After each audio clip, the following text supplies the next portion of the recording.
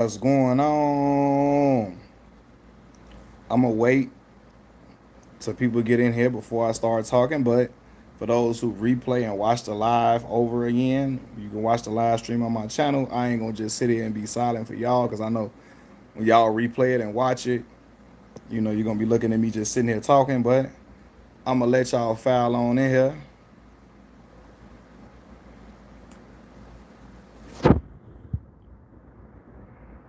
I'm gonna let y'all file in.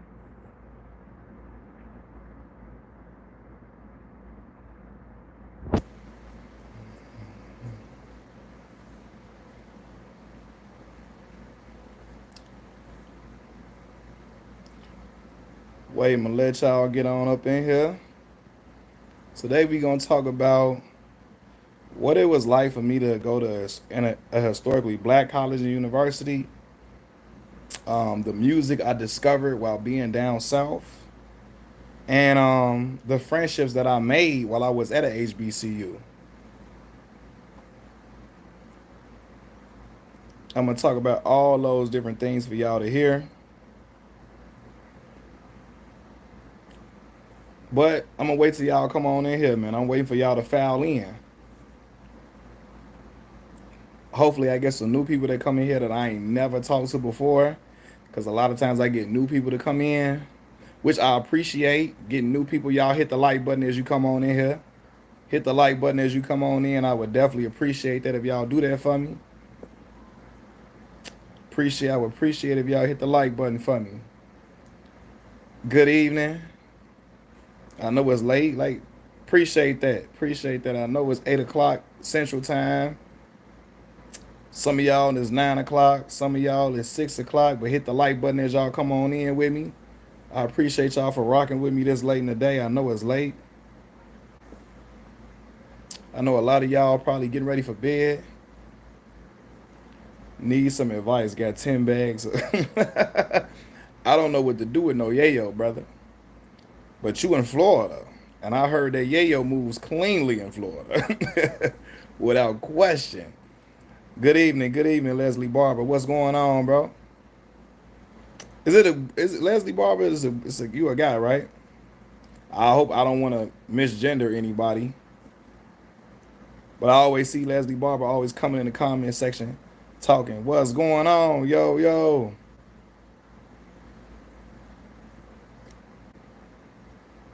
Y'all hit the like button as you come on in for me. Oh, you're a woman. Woman, I'm sorry. I'm sorry. Erica, yo. Y'all hit the like button as you come on in here for me. I appreciate that if y'all do that. Question, do you like to grill? I don't be grilling, to be honest with y'all. I be having my uncles and them. My uncles and them do it. My uncles and them do it. I don't be grilling. I need to, though. Y'all hit the like button as y'all come in for me. I'm going to start talking in a minute. I'm going to let people file in a little bit. File in before I get to talking. Y'all can come ask some questions before I get to talking. Y'all hit the like button for me as you come in. Hit the like button for me as y'all come on in here.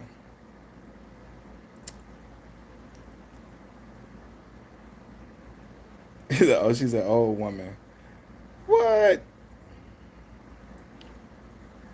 Listen, you only as old as you allow yourself to think you are. What's going on, Ohio, from Ohio State? What's going on, Ottawa? What's the word? I appreciate you watching and liking the content too. It mean a lot to me. It mean a lot. 64. Oh yeah, it's still got a lot of life left to live. Still got a lot of life left to live. I appreciate you hitting the like button, Ottawa. It mean a lot. So look, what I was gonna talk about, I really was gonna let y'all. Hello, what's going on? I'm doing well, Leo. Is that a Brazilian flag next to your name? Is that Brazil? But yeah, I was gonna let y'all pick the topic. Cause at first I'm like, I don't know what to talk about today. Cause I be talking, y'all hit the like button as you come on in for me. Hit the like button as you come in. So look, I used to be from Brazil. Love, man, from Chicago, Illinois. Love, love, love. I figured that was a Brazilian flag. But anyway, look. So I'm like, man, do you speak Portuguese? I don't, unfortunately. I wish I did. I wish I did. I'd be a bad man, a cold brother. I spoke Portuguese. What? My channel would be something different. I'd be on here talking like what's the dude Lao Shu, the one that used to be talking to people in different languages. Hit the like button. Hey, y'all, hit the like button for me, man. I appreciate it. So anyway, I was gonna talk to y'all about when I first, as y'all know, I went to a historically black college, Mississippi Valley State University. It was in Itabena, Mississippi, in the Mississippi Delta, right? And I want to talk about like how I got out their way, how what life was like for me when I first went down there, how I adjusted, all of that, because it was like everything was a culture shock. I had never thought I would ever be as far away from home as I was. I was 10 hours away from home. Didn't know nobody. Only knew one other person in my high school that was at the school with me. Do you take song requests? What you mean, like to play it? Because I can't play it on here, unfortunately. They will copyright me. I get hit with that copyright restriction. And I don't want the video not to be monetized, so I can't play no songs. But yeah. Kaden Crow, what's going on? Y'all hit the like button for me. Hit the like button for me. So yeah. Um. Anyway, when I was in high school, I remember junior year, we getting ready to we took the ACT. Illinois take the ACT, not the SAT.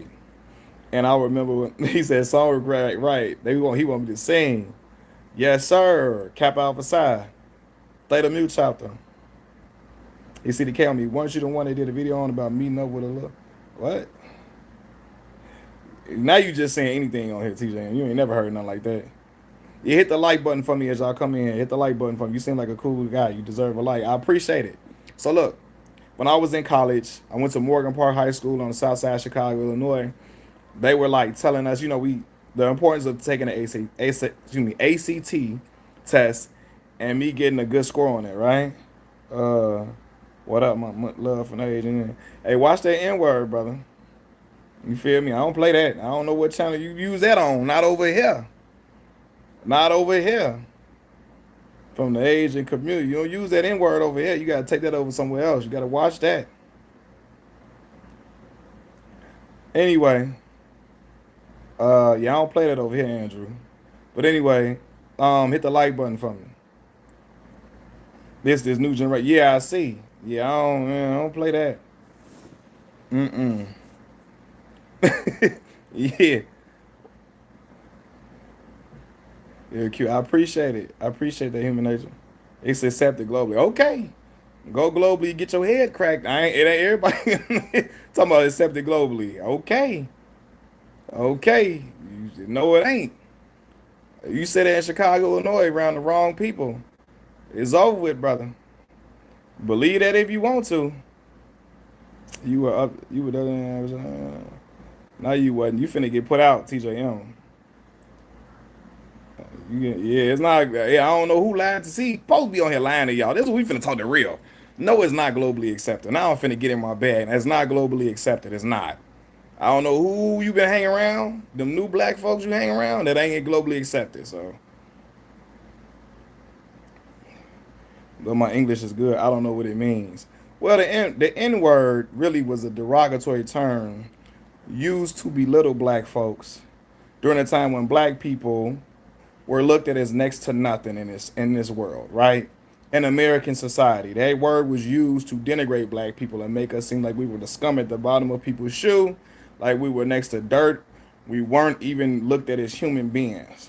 So that word was what white American folks called black people to remind us that you at the bottom of the totem pole. You know what I mean? And so that word was used to eviscerate black folks.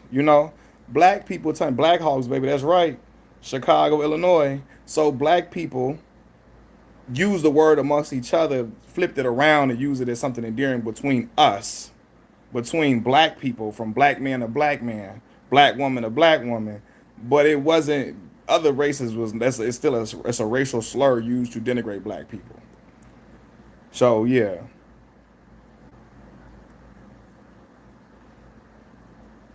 how much did it cost? Anyway, black bro since Deion Sanders, James said he be food been quiet must have been. Yeah, so look, and that's what I'm gonna get to. When I went to, cause I went to, okay, let me get back to my story. So when I was in high school, um, yeah, you better get it out of here, Joe. Both of them are slur. Hold on.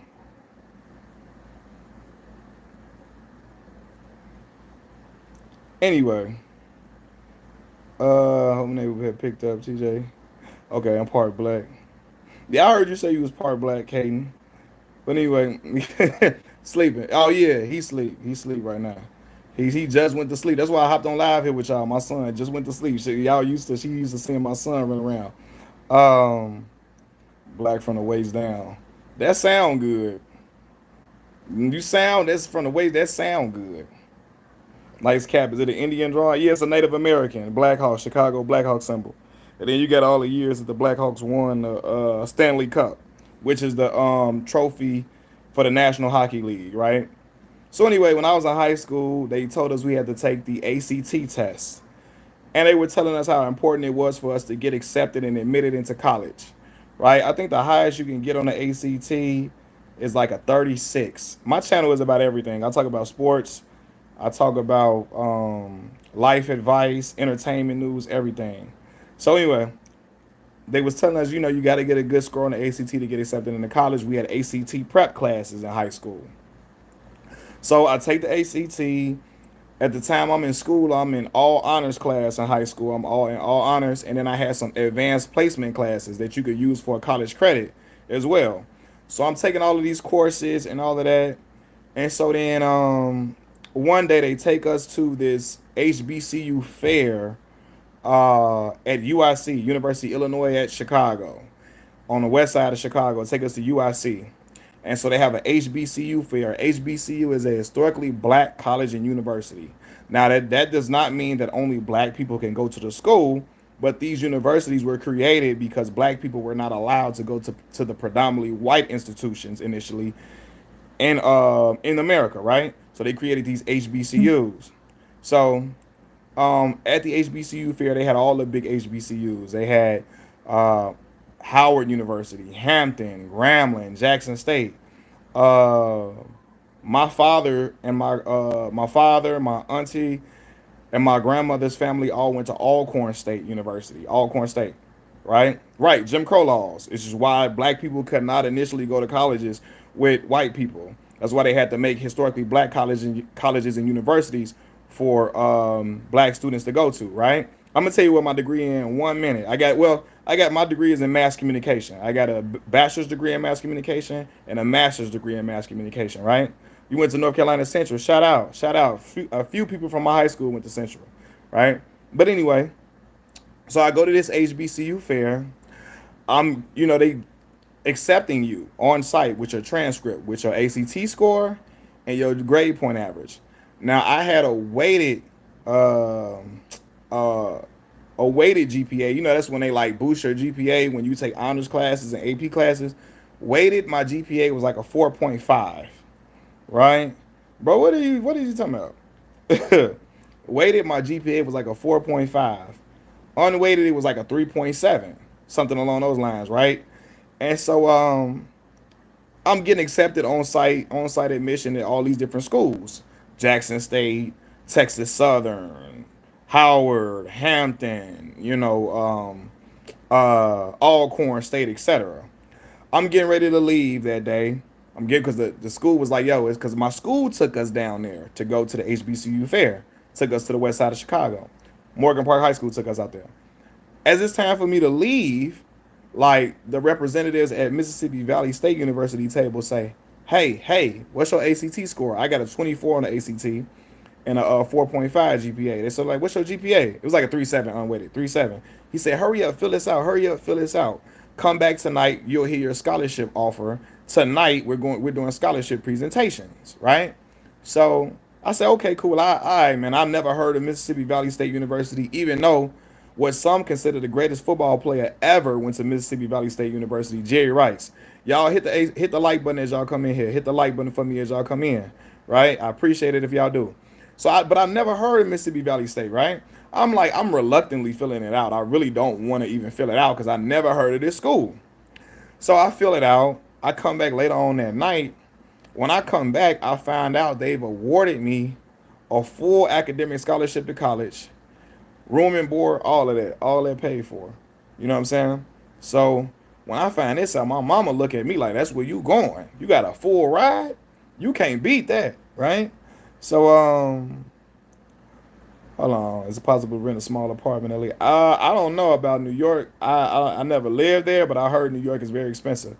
Even though I never been, I encourage all my youngers to go to a HBCU. I'm a culture person, all about this black thing, knowledge of self, and protecting the community. Facts, right? So anyway, I get this academic scholarship. I like now I got it. It's like a full ride. I can't beat that. So now I know I'm going to Mississippi for college. Me and my people, we get on the road. We go down to Itabena, Mississippi, and Mississippi Delta. Itabena is right next to Greenwood and right next to Indianola, right? So I get down to the school. You know, we in the South. Like when I went down south, you know, I'm from Chicago. Mississippi, nothing like Chicago. Not when it comes to like infrastructure. Not when it comes to nothing. It's completely different. Black culture, it's we got a lot of similarities, but in the South they do things differently, right? No, New York is expensive. 2,500 for a small room. That's a fact. I heard about that for sure. So when I get down there, like you know, I seen college on TV, and I've seen homecoming and all of that on TV. But when you experience homecoming at a HBCU, y'all, stuff different. My first year, I remember RVs rolling into campus, like people coming out tailgating, setting up all type of tents, setting up all type of bars outside, setting up grills to grill and grill chicken and all type of stuff and all type of food, right? Like I'm outside. I at this point I'm not a Kappa yet. I haven't pledged or nothing. I'm outside. I'm seeing a sea of purple, sea of Omega Psi Phi. I'm seeing all these different fraternities and sororities outside. It look like a big black family reunion at like on campus. You know what I mean? And yeah, the tailgating was crazy, right? So again, I'm new to this experience. So like all of this is like yeah, it's like a block party, but like even bigger. You know what I mean? Like the whole first of all, homecoming week is a big deal. Like the teachers will let you out a little early if we know it's a big event going on during the week. Like we would have like Sunday start Sunday. So they had like a gospel performance. Yeah, they had Omega Psi Phi. My grandfather's a Q. God rest his soul. My grandfather was a Q.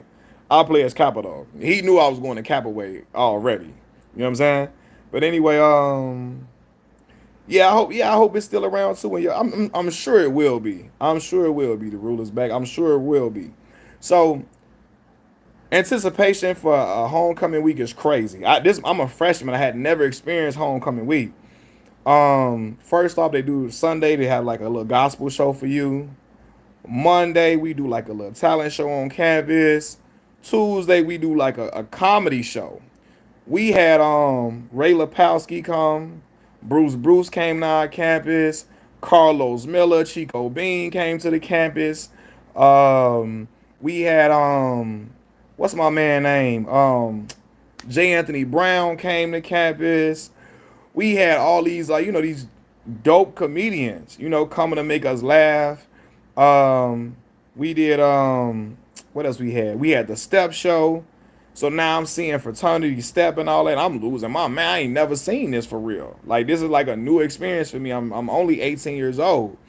And so yeah, Delta, aka Alpha, Omega, this is a whole new experience for me. So yeah, you can get into a lot of stuff on campus. A lot of stuff to get into. So look, I'm in there like again, I'm like in awe because I've never seen nothing like I've never seen like campus jumping like this. People be coming from that didn't even go to college, come to the campus just to file in and see what's going on. People from Alcorn State and Jackson State come to Valley just to come check out homecoming, just to be on campus. So it was just like a big party for real. Like the whole week, like a whole week, something happening is jumping, right? People was getting on the Amtrak train, alumni from Chicago getting on the Amtrak train from Chicago to come down, all of that, right? So again, it's a real incredible experience for me. It's a party that weekend. They have like Future came my freshman year. Future came to campus to perform at Valley my freshman year. This one when he was first starting to really 2011.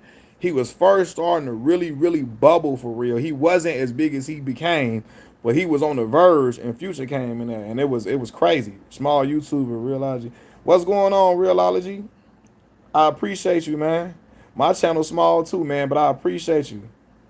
Look, man, all love, brother. Look, you right. People living on campus that's not even students. It's crazy. But I went to HBCU, so like it's no like we don't have co-ed dorms at a lot of the HBCU. Now I don't. Y'all correct me if I'm wrong. I don't know no HBCU that got co-ed dorms like that, especially in Mississippi. We ain't had none. Like, and when we had visitation, on weekdays, your company had to be gone from the room by 12 a.m. On weekends, your company had to be gone by 2 a.m. Right? So now brothers got girls in the dorm, all of that. You know what I'm saying? So yeah, it's like you seeing people you ain't never seen before. Now again, that's homecoming time. The Migos came one year too. Like my last Steve Johnson, what's the word? Hit the like button for me, y'all, as y'all come in. So the Migos came one year too. It was just all like again, it's live, right? So you said y'all had a co-ed dorm. Okay. I appreciate you. I look, talk to you later, bro. I appreciate you for subscribing, man. So look, um, human nature, you went to North Carolina Central, you said? So look, that's homecoming. Y'all hit the like button too as y'all come in. So now, mind you, HBCUs, you found a black person live. Wendell Cruz, what's the word, bro? What's the word, man? I'm talking about my experience at a HBCU. I graduated from Mississippi Valley State University, alma mater of Jerry Rice, Deacon Jones, whatever. Not whatever, but alum like that. So anyway, um, on HBCU campuses, we got something called Chicken Wednesday. Chicken Wing. No, Mississippi Valley wasn't that big. It was. Are you going to the? Are you going to the store? Or keep saying like the live? Are you going to the store or keep saying? Man, I'm gonna keep talking. Cool out, man. Cool out. So look, um, we got Chicken Wednesday on campus.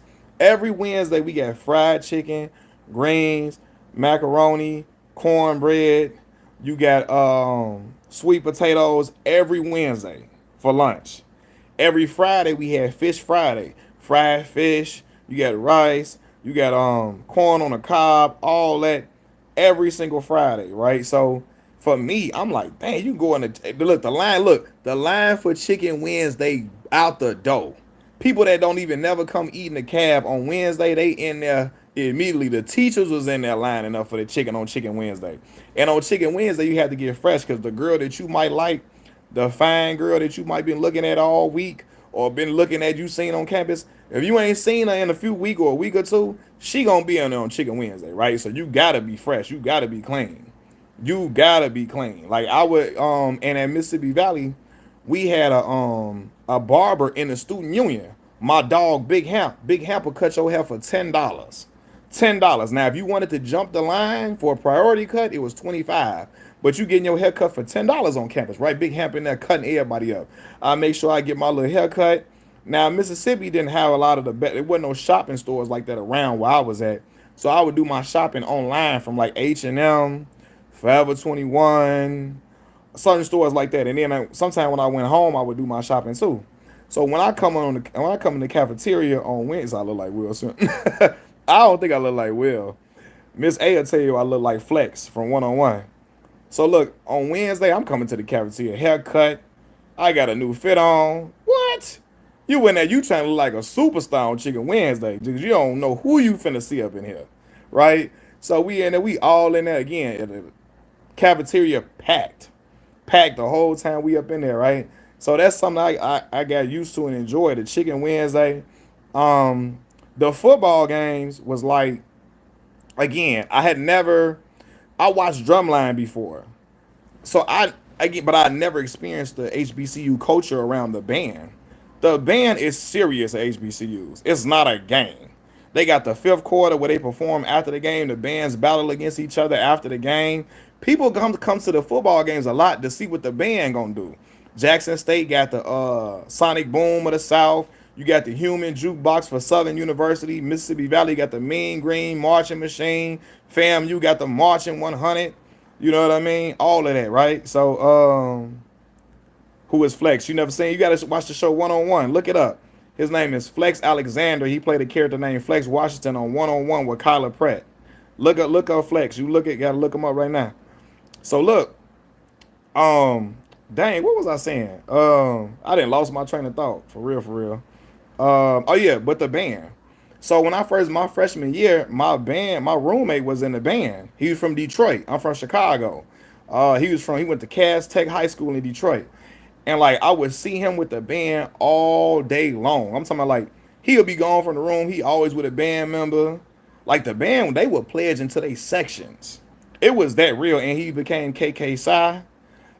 He later became Manoop too, but he was KK Psy. And like again, me seeing the band culture, it was for real. He would be gone all day, all night. Got mosquito bites on him from being outside, drumming with the band, all of that. And I was like, oh, this drumline stuff is for real, for real. That's my dog too, right? Yeah, that Chicken Wednesday was crazy, bro. Now, mind you, I'm gonna tell you this too. Down south, the gas stations sell fried chicken. Now, I would never eat from a gas station in Chicago. I'm not eating no fried chicken, nothing from Chicago.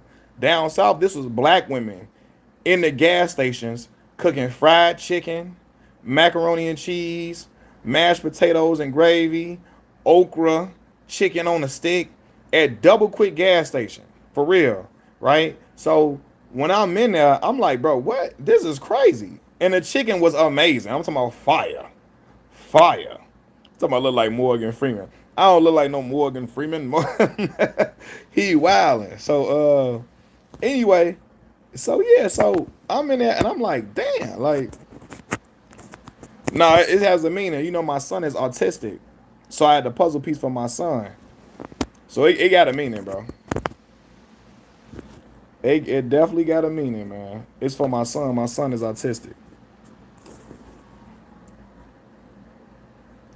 So he said, Ray J. So autism is the puzzle piece is a symbol for autism. So yeah, can I get 10 on pump six and a 2-piece dog? Listen, 5-piece special, 5 pieces of chicken, $5. Almost $5. So it's like it wasn't $5, it was four something. But mine to come out to 5 because I give me a small mashed potatoes and gravy with it, right? So I'll be getting that from double quick because HBCU cafeterias close early. HBCU cafeterias be closing at like 7 o'clock. So you know you might still be hungry. If I oversleep after class and I miss the calf, I'm heated. Now I gotta give me something to eat, y'all. I can't be out here with nothing to eat, dog. Like, so I would go across the street to the gas station and get me some chicken. Um, so yeah, man, like all of that, being in that environment, man, it really like you like again, these people become your family. We see these people every day. I made some of my closest friends at college. I didn't been in my homies' weddings. Um, they didn't came up here to come see my son. Well, no, one of them did, but I didn't went to go. You know, they didn't came to visit me. Um, they didn't send me money when my son was born. All of that, so I made real life family. Y'all wasn't about nothing from the gas station in Chicago, but y'all had a Pizza Hut in y'all cafeteria. That's real. I wouldn't buy anything but gas. I remember Royal Farms. Okay, Juice. Can I get yeah? So look, yeah, but look, we at the Mississippi Valley. You a good man, bro. I appreciate you, dog. I appreciate you. Yeah. So at Mississippi Valley, um, we would again, man. Like I had the time of my life. We would be in the student union and just make fun. Brother started playing Uno in the middle of the student union. Brother go in the game room, bring games in there, getting it cracking. We'd be outside in the parking lot, and the DJ just come outside playing music. Y'all ever heard of a dude named Famous Amos? I bet you won't. I don't know if y'all ever heard of a dude named Famous Amos. He had his little dance. I bet you won't. Little stuff. Famous Amos and him and DJ iPod and them. Y'all probably didn't see Amos and them acting a fool. Amos was like Valley mascot. He would be at all the games all the time. And then look, my freshman year, the boys basketball team and the girls basketball team won SWAC, right? So our team, the men's basketball team, almost went undefeated in SWAC play. Only lost one game in SWAC play. They went 17-1 in conference play. They lost one game against University of Arkansas Pine Bluff, but they damn near ran the table against all the SWAC teams. So I'm in there like, oh no, this is jumping. I'm thinking it's gonna be like that every year. It wasn't, but as far with the sports teams, but we had a great time, y'all. Like I'm talking about, I had a ball. Like, bro, you didn't want to go to any university in Chicago? No, man, I ain't gonna lie. I wanted to have a experience away from the city, just because I watch shows like A Different World. I watch shows like I watch movies like Stomp the Yard, Drumline. Nick Cannon was from New York. He went down south to school. My man's was from like L.A. and Stomp the Yard, and he went down south for college. I wanted that experience of a young city kid from Chicago leaving my comfort zone and going somewhere else and meeting people from different walks of life than me. I wanted to only school I applied to in the state of Illinois was University of Illinois, the Big Ten school. Other than that, I applied to like Howard, Hampton, Minnesota. I applied to I'm trying to think, Grambling. I applied like Alcorn State, all them other schools. So I was trying to leave Chicago for real, for real. I kind of just wanted to experience something different. So yeah, man. But look, you got to go where you got, where what's beneficial for you. I wanted to just go Southern HBCU. Yeah, Southern HBCU was bomb. Like I was jumping. So for me, I feel like I kind of just wanted to see something different. You know what I mean? When did you decide to become black, man? When the doctor pulled me out, my mama, and my daddy black. So this had happened. You know what I mean? It wasn't no choice for me. I can't switch up and be no chameleon. I came out like this, and blessed for it too. I think my charger came out the wall too the whole time, yo. He said, when you become it right, when you decide to become black, what? The word decision I made was going to DeVry High School. Hey, you gotta do what you gotta do though, man. What was the biggest shock going to college in Mississippi? Biggest shock, bro. It was no public transportation down there. I'm from Chicago. Like, public transportation, people, we get a bus pass when we 14, 15. We go down, you would go down get on the bus to go downtown, to go down by Wrigley Field up north on the north side. You get a bus pass, you can go anywhere, go to the malls, all of that. So it's no public transportation down there. And it was like the nearest movie theater was like 45 minutes away. We had movie theaters 15, 20 minutes away from us. Um, I'm trying to think what other culture shocks we had. Oh, so like this, trends are a little behind in Mississippi. So like fashion trends and stuff. When I came down to school, when I left Chicago, Aeropostale and like Hollister, it wasn't in any. Excuse me, it wasn't fashionable to wear anymore. In Mississippi, they were still wearing it. You know what I mean? And nobody was getting talked about for wearing it because it was still a thing. I think what other culture shocks? Yeah, it wasn't no malls near us. The nearest mall was in Jackson, Mississippi, 2 hours away. And again, I'm from a place where the mall was 20 minutes away, 25 minutes, it wasn't far like that. So yeah, it was just a whole different thing. Yeah, I'm gonna watch the Terrence Crawford fight for sure. I'm definitely gonna tune in. So yeah, Aeropostale was still in. I seen a dude with some Jabot straps on down there. right? Like for real, y'all hit the like button for me when y'all come in. Jabos, we had been stopped wearing Jabos like '07. You know what I mean? So it was just like fashion trends were far behind, and yeah. So it was just stuff like that. Like when you got your the nearest mall is hours away. It was just a different vibe. No, I don't have any pets. Um, when I lived with my mom them got well they gave them away. We had two Maltese. We had two. I grew up with two Maltese in the crib, Dickies and Ralph Lauren. They had the polo though, Dickies. Man, we used to wear the Dickies. The Dickies was popping back in the day. Let's have a little slower than yeah. So like the trends were. I'm not making fun of nobody for wearing it, but like it was just like a difference. Like in Chicago, in high school, you would get talked about for after like wearing Aeropostale after like by the time we got to junior year of high school, this was like 2009. Aeropostale wasn't in no more. Then it was Hollister. Then Hollister went out of style. So yeah, it was just fashion trends in and out. Then I think the difference in culture in Chicago, like I ain't gonna say yeah, we a little bit more. It's a little bit more rude up here, right? So like we didn't come into rooms and say, "Hey, how y'all doing?" So when we walk into a room, that wasn't in our culture to do that. People down south, they come in the room and it be a full of people they don't know. Hey, how y'all doing? Just speak to people. They would extend themselves to people. Nice to meet you. Very, very hospitable. In Chicago, it's like you trying to extend yourself to somebody. They wondering is you trying to set them up? What you want? Like you know what I mean? What's going on with you? So that was the thing. You know, do you wear Air Jordans? So the Jordans, I don't buy them. It's not for a reason. I was never a big Jordan wearer. But my homie Kiefer Sykes, he would give it to me. He would give me his. Cause he was just like, he was a college hooper, man. He was getting shoes left and right. My boy was a dog in college, so he was just giving me his shoes. And he gave me like four pairs of Jordans. Like 4 or 5 pairs of Jordans when I was in school. I didn't even know what number they was. I was never like because my mom and them ain't have a whole lot of money for me to just be buying Jordans over and over again. So when school started, I would get me an all white pair of shoes, an all black pair of shoes, and some Tims. Cause I knew that the winter was coming. You know what I mean? And I might give me a different color pair here and there.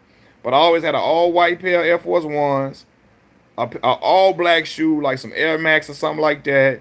And then I would have like some wheat Timberland boots because the Tims was always popping in Chicago. You know what I mean? So I would do that, but I wasn't no Jordan wearer like that.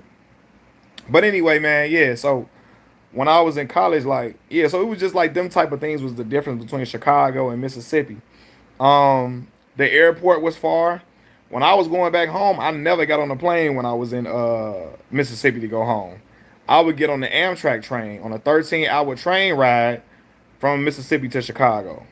You know what I'm saying? Like I was riding on a train to go to the crib. So that was the difference. Like, Midway Airport was like 20 minutes away from me growing up. 25, 20 minutes away. It was 2 hours away from us in Jackson. 2 hours away from Mississippi Valley. So I wasn't nobody finna just keep on taking me 2 hours away all the time. So like, I would get on the train, which was like 15, 20 minutes away from campus. I get on the train, we get on the train at like 7 at night. By the time 8, 9 o'clock in the morning come, I'll be in Chicago. So that's how I was getting back and forth home on the Amtrak train. You know what I mean? So I was doing that. But yeah, I messed with the dark brown 6-inch class Timbs. I call them the Hershey's. That's what's up. I wear the black Timbs, wheat Timbs. Yeah, that's it. I remember I got my daughter some pink, the hot pink Timbs people was wearing. I got her some like hot pink Timbs, and she was like 7 or 8. I bought them for her. Uh, you going to sleep, Leo? I appreciate you for coming on, Leo. I appreciate you. How many points you think Kobe would add without Shaq for his first 8 season? Um, I don't know. It'd be higher though, cause Shaq Diesel was, he was getting the bulk of that. So I don't know. I don't know. He get 30 something a game. My major was mass communication, so I had where you learn to talk so much. Man, I was a mass communication major, bro. I was on the radio. I had my own radio show. I had a TV show on campus. My radio show was called Sports Hustle, and they had the coaches show where I would record footage. Well, I wouldn't record. One of the homies would record it because I was on the color commentary. I would do color commentating at the basketball game. My homie would record the footage at the games. I would edit the footage to put in the show, and we would talk. I would talk over the highlights of the footage. Like I would give commentary to highlights, and then we would actually be on set at Valley, Mississippi Valley, and we would break down the games. So we would talk about football and basketball on that show. So I told you I was like Martin Lawrence. Martin Lawrence had his own radio show on Martin Show. I was doing that on campus, so I had my own radio show. And believe it or not, I was a shy guy when I was in high school. I was shy coming into Mississippi Valley. I was shy. I wasn't no. A lot of people ain't never even heard me talk this much, like y'all hear me. If you show people from college me talking like this, a lot of them would be shocked. Cause around my like you unless you was around me or close to me, I wasn't just no out just talking overly talking to people like I wasn't like super loud and I was never like that. People that went to school with me watch this channel and say, "Dang, bro, you know what I'm saying? I ain't know you talk like that." Unless they was around me. My people around me know how I talk, but people that didn't wasn't around me like that, they shocked watching this content. Did you listen to any of Wiz other mixtape before he blew up? I listened to Burn Out the Rolling. What was the one? Was it Star Power? Um, I think that was it. I ain't saw Deadpool and Wolverine. I heard great stuff about it though. I gotta check it out. What's going on, cuz? What made you start watching pro wrestling? Alright. So my cousin, nah, I used to be at her house. Her and my cousin Bobo, I would watch like I was first started watching wrestling with with her brother. My cousin Miss J with her brother Bobo. And then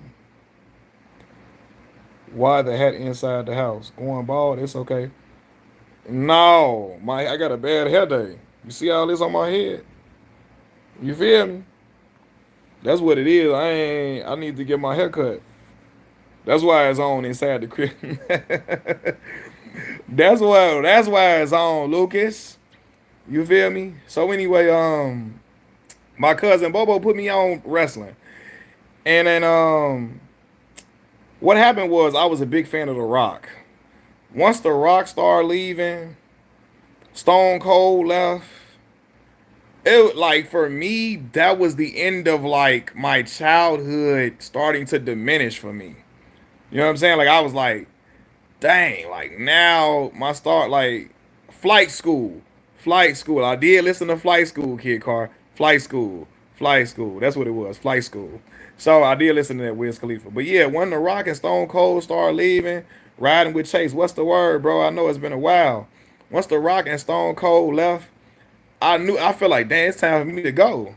Cause the guys I really grew up like big fans of, they was cutting out. You know what I'm saying? So like round '05, The Rock left wrestling really like '03, '04. Last match against Goldberg, I think that was like his last hurrah. He would make them guest appearances from time and time again, like when they was in California, because he lived in California, that he would come out.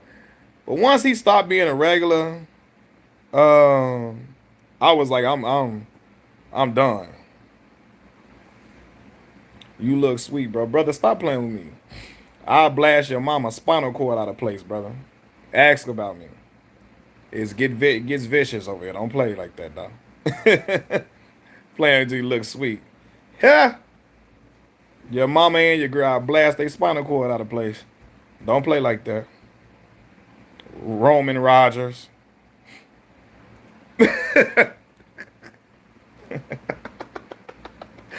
Hey, man, Hey, I know. Hey, look, I just like to play and mess with them, man, for real.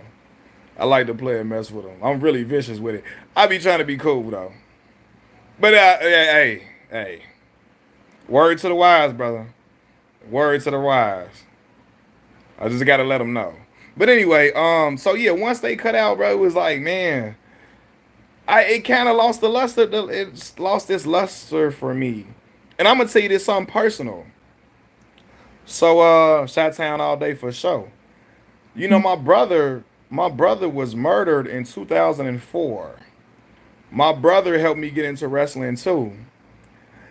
And so when my brother passed on, The Rock and Stone Cold left, it was like my infatuation with wrestling diminished a little bit. I played the wrestling games heavy, but I guess I kind of when my brother passed away, The Rock and them left. I mean, I watched Eddie Guerrero win the title and stuff, but it was just like it didn't feel the same for me. It didn't feel the same, bro. Being honest with you, I didn't feel the same. I appreciate y'all hitting that like button too. You know what I'm saying? But anyway, yeah. What years felt like 2004 to you? What years felt like '04? Woo! I want to say 2016. That was a hell of a year. Hell of a summer. 2016 was crazy. I feel like it was a lot that went on that year. I know one thing that when LeBron came back from 3-1, that's what I do know. That's what I do know. I know that. I know LeBron came from down 3-1 that I do know that. And 16 was I watched them. So I caught like the beginning of the ruthless aggression era. I watched it during the attitude era, all of that. Yup. Attitude era, I loved it. Beginning of the ruthless aggression era, that's when Brock Lesnar came in and whooped on the Rock. I was so mad about that, but yeah, I watched it then too. Yeah. I watched like the Big Boss Man, Hardcore Holly, Crash Holly, the Dudley Boys. I watched the ECW, WCW Invasion. All that. I liked that angle. That was a fire angle. People didn't like it, but I liked it. I enjoyed it a lot. I never been to a live wrestling match. I wanted to go though. I never went to a live wrestling match. Goat James, salute, brother. Salute. LeBron James. Yeah, though. So like, but I remember one year my mama got me a subscription to WWE magazine, and I was getting them. I was getting all the posters, and I was hanging them up in the wall on the wall. Like I was into wrestling. Like I had WWF No Mercy on 64, Nintendo 64. I had like Shut Your Mouth, Here Comes the Pain. I had this first SmackDown game, SmackDown 2. This was on regular PlayStation. Like you know what I'm saying? I had all that. So I was a wrestling head. We at the house playing doing wrestling moves on each other in the backyard. I'm trying to put the angle lock on somebody. Yeah, so I was all into wrestling, bro. All into wrestling. But I had a lot of different interests though, y'all. I had a lot of like I liked a lot of different stuff. I liked music since I was a young boy, like a little bitty boy. I liked basketball, boxing. My brother was a football player, so I got into football with my brother because he was a football player. My brother won a city championship with the Morgan Park Mustangs in high school. I'm gonna have to show y'all my brother championship ring. My brother has since passed on. In 2004, he passed away at 19 years old. But I'm gonna have to show y'all that. Yeah, man, we be in the backyard on mattress outside. What? Going crazy. We was doing all that stuff, man. For real, for real. Hold on, y'all. Cause my charger came out the wall. Y'all see my nappy head, bro? It's alright. I'm black.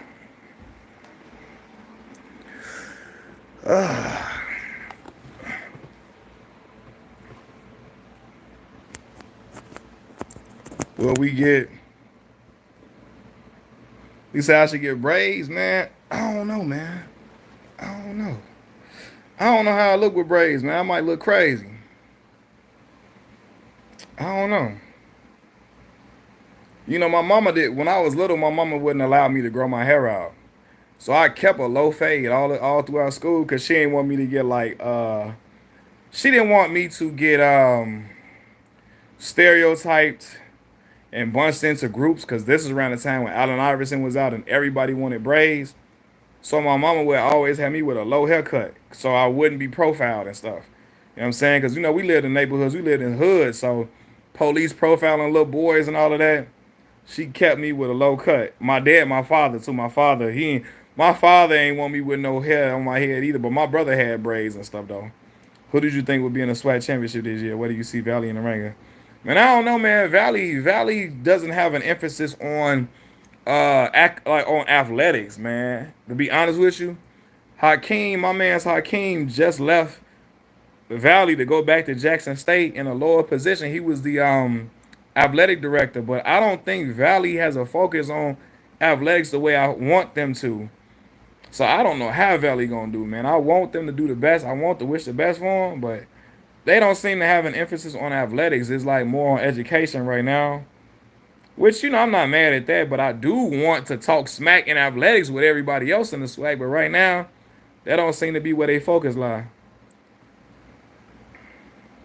Yeah, so that's the thing. You can get racially profiled with a low haircut. So my mom was just saying that when I was little, because around the block, around the hood, when I was like a little boy, 10, 11, 12, that was the thing. She didn't want me to she didn't want me to get profiled then, but I didn't get profiled with I didn't get profiled with a low haircut in grad school. Cause I had a starter jacket on and a white size jacket and black Tims on and all that. So yeah. But I don't know, man. Jackson State might be at the top of the totem pole. Oh man, appreciate the condolences on my brother, man. Yeah, that was my dog. I went everywhere with him, man. That was my boy. Like we was everywhere together. Like we 9 years apart, but we was everywhere together. No, I'm from the city, bro. No, man, I'm from the city, man. I'm from the city. I done lived everywhere from 48th in Indiana, 65th in Minerva, 65th in Low, in a high-rise buildings called Low Terrace. I was on 87th Street. I was on 48th. I said 48th in Indiana. 87th Street, right off Cottage Grove. I was on 88th in Langley. I was on 104th, right off 104th in Morgan. I didn't live somewhere everywhere on the south side of Chicago. So yeah, I'm from the city. You said Valley got a better location than Alcorn. Yeah, my pops went to Alcorn too. My pops, my stepmother, my auntie, some of my grandmother's sisters went to Alcorn. They wanted me to go to Alcorn, but I had to go where the money was at. Valley gave me their full ride, full academic scholarship. I had to go get it with your mother. Why? Yeah, them Calumet buildings. That's the Black Disciple territory, bro. Yeah, that's where the BDs was at for real. Mm-hmm. That's where they was at over there in them Calumet buildings for sure. Yep. Would your mama let you get flex? Now my mama don't make no decision for me now though, Zuri. She gonna let me do what I want to do. I'm grown. I got children now. She don't care. She gonna let me do what I want to do. I got kids of my own. I'm leading my own life now, so she don't care nothing about what I do now. But as a young man, she didn't want me having that when I was a little boy, like 11, 12. You know what I'm saying? 10. But she don't care what I do now. But yeah, I remember them Calumet buildings for sure. Yup. Yeah, Mrs. will say, Miss say you would look cute. She think I would look cute with it. Oh man, I don't know. We had to see what the dreads would look like. You got to go through that. When you get dreads, you got to go through that little phase where you got them little balls in your head. I'm gonna be looking crazy and looking ugly for a little minute, man. You got to have the little startup points for the dreads. Don't be, man. You got to go through that little phase where we got the little twist in your head. The baby, no, not the baby. Oh, shout out to the baby though. No,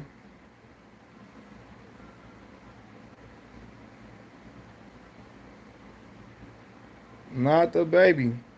Four locks then. I see what you said. Four locks. Oh no. Brother want me to get the weave in my head. You and your brother got jump going into that building. Listen, Boy, going to go see a woman, land brothers in trouble. You, bro, we will go through hell and hot water to see a woman. What? Let a woman be fine. We coming all through the territory. We will go through the most craziest trenches to go see a woman. So I get it, bro.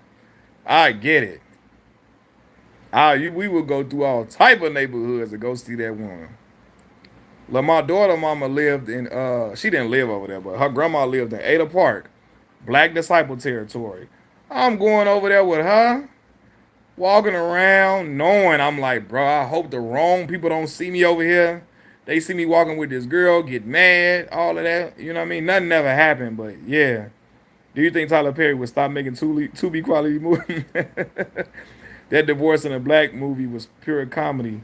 Yeah, that building tore down. Yep, Elgin, the Calumet building tore down. I don't know, man. He make a lot of money from the movies. It's still Tyler Perry got an audience, and his audience is like church going older people, and the church going older people love his stuff, and it's a lot of people that's like mid age that like it too. Some young people like it too. So I don't know. As long as people keep eating it up and talking about it, he gonna still make that content. And look, I don't have no problem with Tyler. I just think a lot of black folks probably we've seen so much dysfunction and love in his movies. People just want a positive, happy love story from Tyler. Not always, the husband beating on the wife is scandalous and foul, the husband is just, obnoxious and all just crazy. People just want a positive love story from Tyler. So that's what people I think that's what a lot of people want. Do you think Shannon Sharp has been a good addition to First Take? Did his addition save First Take? I don't know how in trouble First Take was. I think he's been a great addition. I'm gonna be real with y'all though. I feel like Shannon's momentum was higher on like again, I'm not talking about all the way around. Cause his momentum is at his highest it's ever been outside of just that show. On a debate show, I feel like his momentum on a debate show was higher with FS1 Undisputed. And maybe because Shannon was on TV all 5 days a week compared to just 2 days a week with First Take. But I feel like Shannon was at his highest, like on the debate show. His man, bro, I'm telling you, I would tune in, ready to tune in for Shannon on FS1 Undisputed every day when stuff was going on. I still want to tune in for Shannon on First Take without question, and it definitely it drove their numbers through the roof. But I feel like I was more anticipating Shannon more on Undisputed, and that's probably because I knew I could see him 5 days a week versus just two. When you can only see him 2 days a week, I'd be like, man, bro, something crazy happened. He ain't on TV, but he would be on Nightcap with Ocho. You know what I'm saying? And that would be dope. Yeah, Tyler Perry needs to hire some writers, without question. He need writers. But the thing with Tyler is Tyler don't want. I don't think he want to pay nobody. I think he just want to. I think he likes having shows that say written by Tyler Perry, produced by Tyler Perry, created by Tyler Perry, executive produced by Tyler Perry. I think he likes that label being that he did every single thing. And sometimes we all need help, bro. Like you can't do every single thing by yourself. We all need some help and some balance somewhere. And I think like I remember when he was like, something about the writers, and he said, I'll write all these shows myself. And he wrote a show called Bruh. That show terrible. Bruh is like a long Instagram skit. It felt like a long Instagram skit, man. So yeah, I ain't really like Bruh. He need writers though, but I think he just likes being written, produced. He like his name he like being the sole name with all this stuff because he feel like it gives him a distinction amongst people. But Tyler, we know you got certain great abilities and all of that. You made a lot of money. Hire some writers, man. Do you think Will Smith would have gone on stage and slapped any other male celebrity besides Chris Rock? What if 50 Cent or Shannon said something about? Yeah, I mean, I believe this. A lot of time people know who to try with certain stuff for sure. But I'm gonna be for real. I think Will was so fed up with like, the joke wasn't even bad. I just think Will was tired of being the butt of people's jokes, And like, people was talking about his wife, clowning her out. And I think he just was like fed up. All of it had reached a boiling point with him. When he looked over and he saw that Jada wasn't laughing, I think something triggered in him because he's just like, yo, people had already been clowning out, disrespecting her. For they were disrespecting her for disrespecting Will. And like, regardless of what they got going on, he didn't want any disrespect aimed in Jada's direction, and he allowed that, like, I guess the anger from people like playing with his name and clowning him out and making jokes about him and making jokes about Jada. It took him to his wits end and he went up there and slapped him. But I am a firm believer people know who to try with certain stuff. Even though I'm a fan of Will though, Jada never loved Will. Yeah, I'm gonna be real with you. I think I think she probably was in love with the idea of being with Will Smith, the Fresh Prince. But yeah, I don't. I'm gonna be for real. Now, people might get mad at me. The way she speaks about Tupac, I've never heard her speak about Will. She talk about how understanding Will is all the time, and how he's such an understanding guy, and how he's such a patient guy. But I never heard her speak with love of my life energy. Brother, when a woman love you, a woman will speak glowingly about you. Like, as a man, when a woman love you. That woman will talk about you like, brother, listen. When a woman love you, she will make you feel like you can run through a brick wall. She riding with you till the wheels fall off. She will protect you. Like, even when he slapped Chris Rock on her behalf, I feel like she didn't cover for Will like she was supposed to. It's like, man, listen, that's my husband. He's been a good, upstanding man. He made this one little situation on my behalf. He was trying to defend my honor. He's a good man. Don't y'all hold this against Will. It wasn't none of that. You know what I'm saying? So, yeah, she was said her wedding day, she was crying because I don't think she wanted to be married. And see stuff like that, bro. Like, you got to know. Yeah, man. As a man, you know when a woman loves you. And I think she was in love with the idea of being with the Fresh Prince, but not with Will Smith. You know what I'm saying? And I think other people could see that.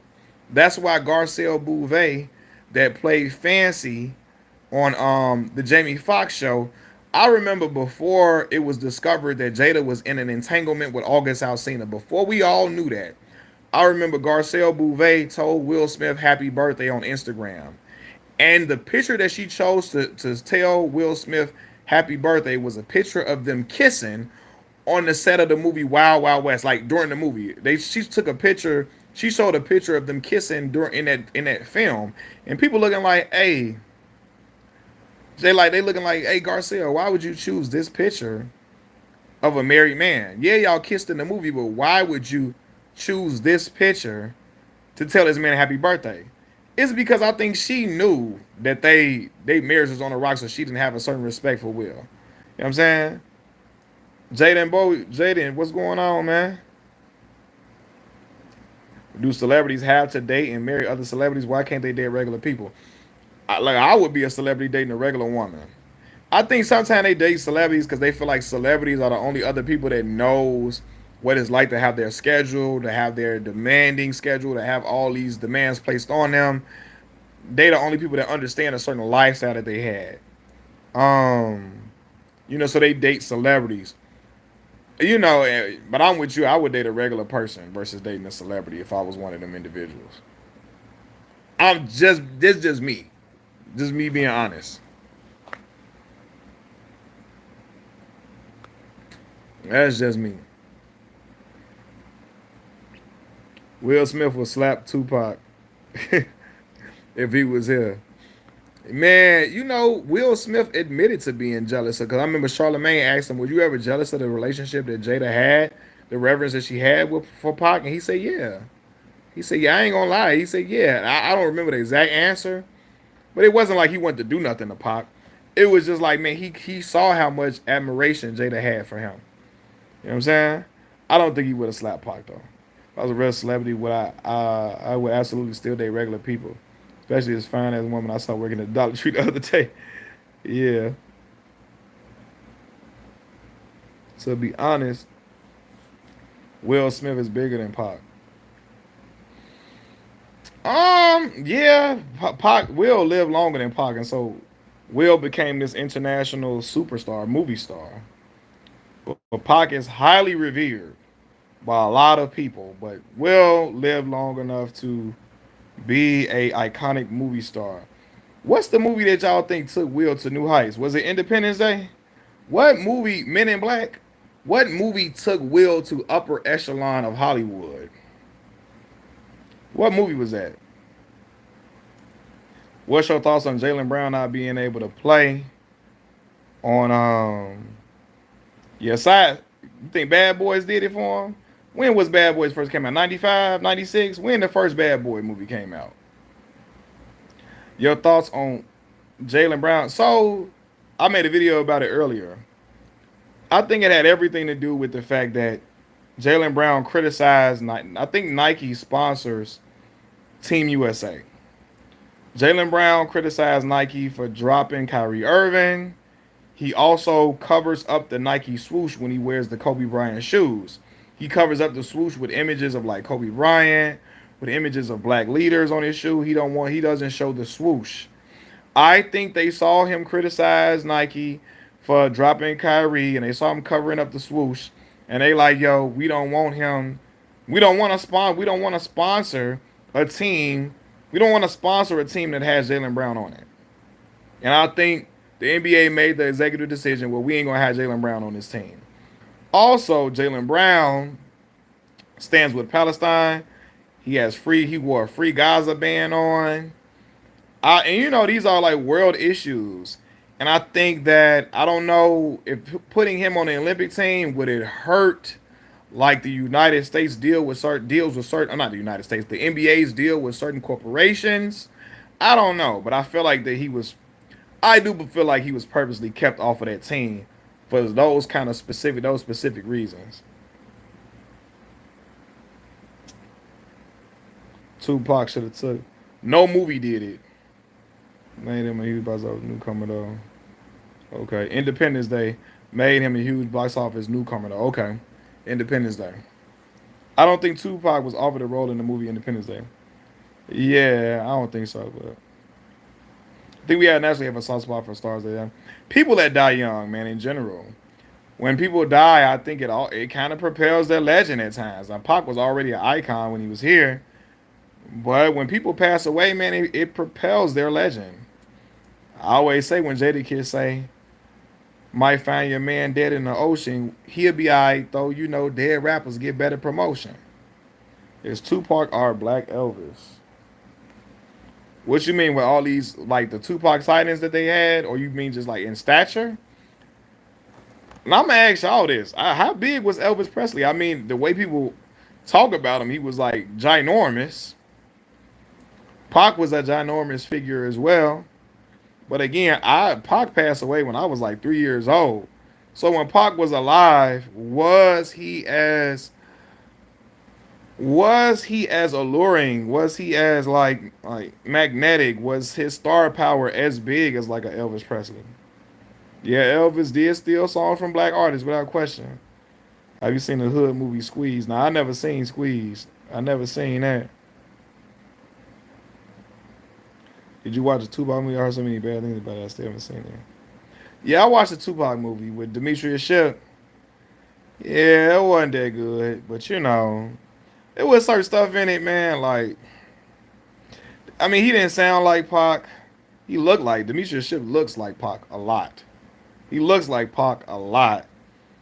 He didn't sound like Pac per se, and I don't really remember a whole lot as I know it wasn't. It didn't make that strong of an impact on me. I knew they had the dude that played Snoop. They had Snoop doing voiceover on a live person's voice, which I thought was corny. So yeah,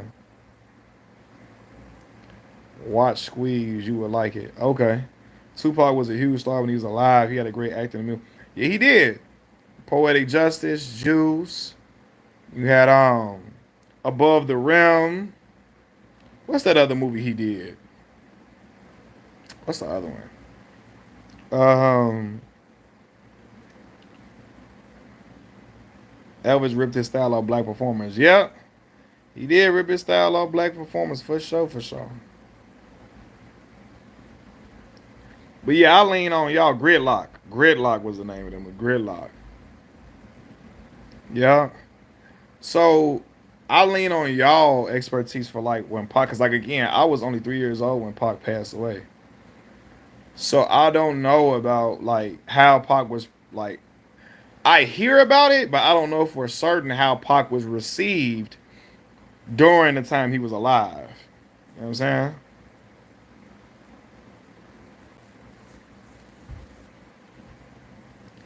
But yeah, I'm a big fan of Pac's music though, for sure. Big fan. Yeah, born in '93. Mm-hmm. Few months after Malcolm X came out, my father named me Malcolm. After Malcolm X.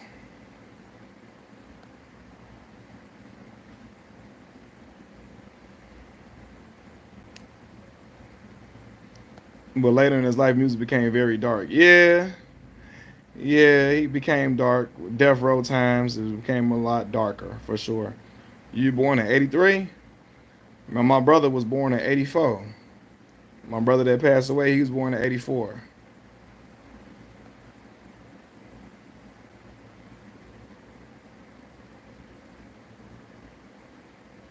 Yep, so, yeah, man, so, yeah, I'm a '93 baby, man. '93. Um, so yeah, a lot of things I had to press rewind on because certain things came before my time. So listening to certain like music, my uncles then put me on a lot of certain music they put me on because I wasn't alive during that time period. Yeah, Gridlock. Yeah, I used to love Above the Rim, man. Above the Rim was crazy. We still millennials. Yeah, Michael Jackson ruled that. Yeah, Michael Jackson probably one of the most famous person to ever walk this earth. To ever walk this earth. And that's like not even like a question. Not even a question. Hey, let me ask y'all this: who got the best Tiny Desk performance y'all ever seen? Y'all watch the Tiny Desk performances? Who got the best one? Tupac acting alongside DMX and Belly. Belly, I'm from the town and I was in Vegas when he passed.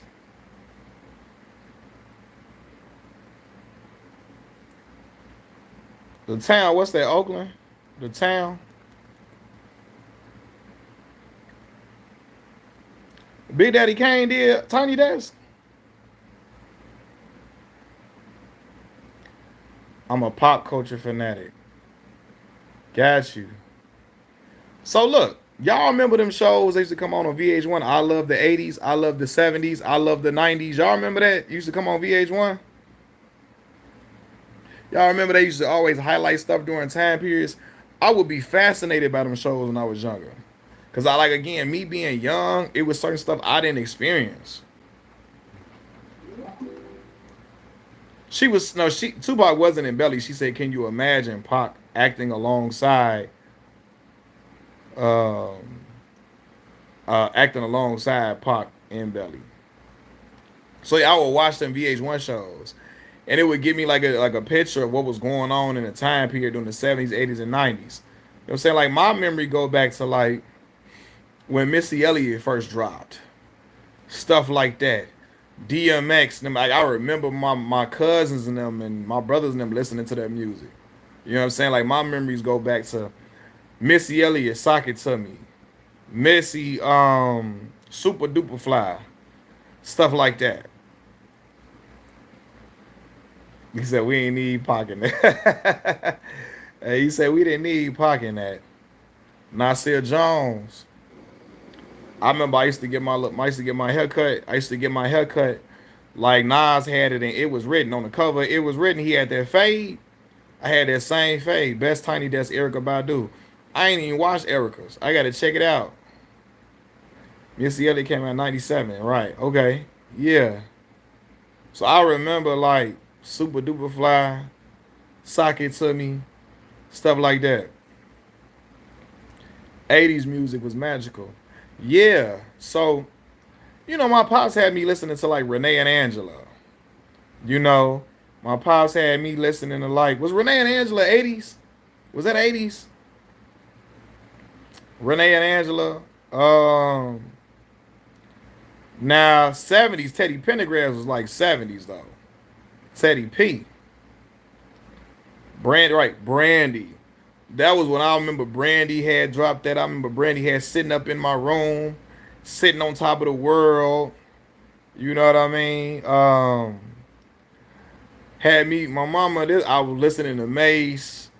My brother was a big fan of Big, so I listened to Big and stuff like that a lot. So yeah, man, I remember like stuff like that. I remember watching Michael Jordan's last year in the NBA with my father. My father would record all the Bulls games on VHS tapes. We had them in my grandma's basement. So we would watch like I remember watching the '98 season. That's the only thing I remember of Michael Jordan live during the Bulls era.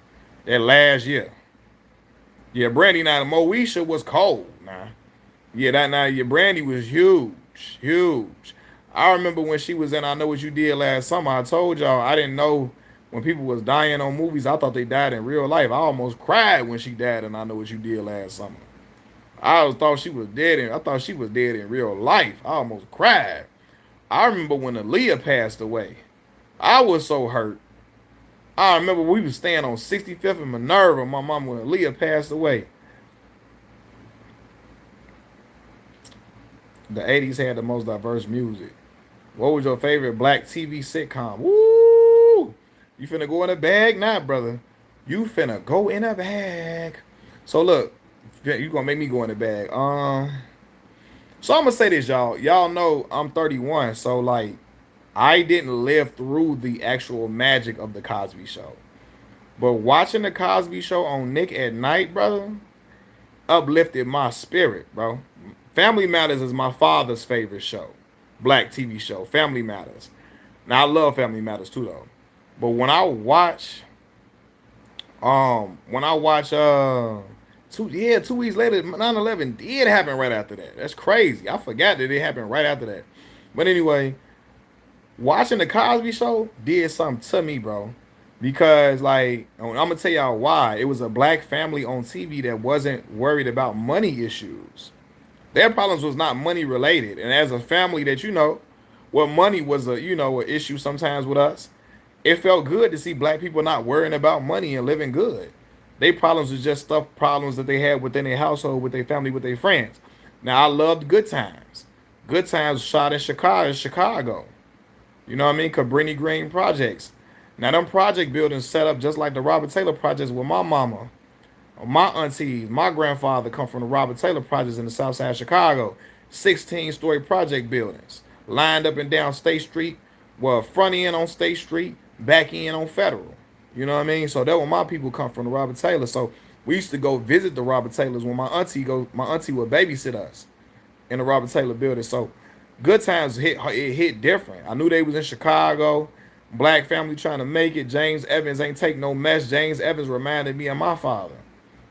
My father was not playing, boy. Not playing at all. So yeah. Janet Jackson played Penny on Good Times. Yeah, I love Good Times. For sure. But like for me, yeah, that Cosby Show did something to me. I ain't gonna lie.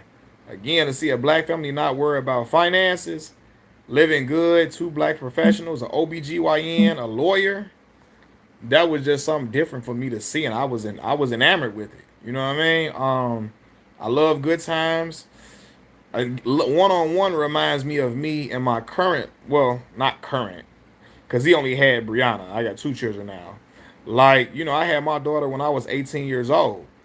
So, like, Flex was a young father on the show. Flex was a sports commentator. I was into sports commentating and doing all that in college. And so, my daughter, you know, uh, my daughter, I remember my son's mother say, me and my daughter was like Flex and Brianna on one. You know what I mean? Because he had his child when he was young, had my child when I was young, and she would be with me a lot of times. And we are really like growing up. together, and me like, well, again, I was 18. My daughter was in Chicago when I was in college, so I was coming home to see her every break, all that type of stuff too. But it was really like a reenactment of life for me with Flex and Brianna on that show. Um, I like Moesha. I like so many black shows, bro. That's when UPN had some television on for black folks, boy. UPN was the black network. Man, that Ernie Barnes painting in Good Time. Yeah, that Ernie Barnes painting in Good Time is classic. I think it's called the Sugar Shack or something. What's the name of that painting? What's the name of that Ernie Barnes painting in Good Times? The Wayans brothers on WB. Now I got Amazon Prime, and I done bought a few seasons of the Wayans brothers on there. I love that show. I didn't appreciate it as much as I did as a kid, as an adult. You know what I mean? I appreciate it more as an adult. I mean, I like y'all know the Martin and the Jamie Foxx shows and all that, so I watched all that too. I love that too. I watched all the refund reruns on Netflix. I watched the Parkers. When I went to college, I bought like all the seasons of Martin. I bought them all, and then I took it with me to Mississippi Valley State. Yep, Marvin Gaye. He did that cover for Marvin Gaye. I forgot the name of that album. He did the cover for what was it? What is the name of that album? Was that the one he was talking about his divorce? Is that the cover when he talked about his divorce from Anna Gordy? It was on there. I think he did the cover for that album. What album? What's the name of that album? I think that's the one he did. How the Jeffersons 227? Yeah, 227. That's a young Regina King. Marla Gibbs on there. What's my man's name that played what's his name? Lester? What was his name? Lester on the show? Um my father and my father showed me Marvin Gaye singing the national anthem at the All-Star game for the NBA. That was crazy seeing Marvin get down like that. So yeah, man, I watched a lot of black. I was into TV. My father was a cable contractor, so we had cable all our life. You know what I mean? At a time when cable was a rarity in black households, we had cable. So yeah, my pops had us all. We was all good. Kanye West graduation. But graduation had the teddy bear opening the door somewhere. I remember that's one of that. No, teddy graduation. That's late registration. Graduation had him shooting through the air. The teddy bear shooting through the air. Marvin Gaye's "I Want You" album is a masterpiece. What songs on "I Want You"? I gotta look that up. I gotta remember what songs on there. Album cover was look. It was a big deal to see what that. I used to buy albums and read the album credits. Remember they used to have the lyrics to the songs in the albums. I'm trying to remember the first album I ever bought in my life with my own money. First album I ever bought with my own money that I got for Christmas was Jeezy the Inspiration album. This is 2006. With my own money I bought it. I went to Target. I walked to Target and bought the album. Then I think I followed that up. I kept buying albums. I followed that up with that. I remember I bought Tony Yayo "Thoughts of a Predicate Felon" album. This when I was a G-Unit head. Right? What other album I bought after that time? I was buying albums like crazy. I remember the box. I remember the box verbatim. That's when they were playing. You be trying to watch. You trying to wait for a rap song to come on. They keep playing Papa Roach. They play Maroon 5. They playing Limp Bizkit.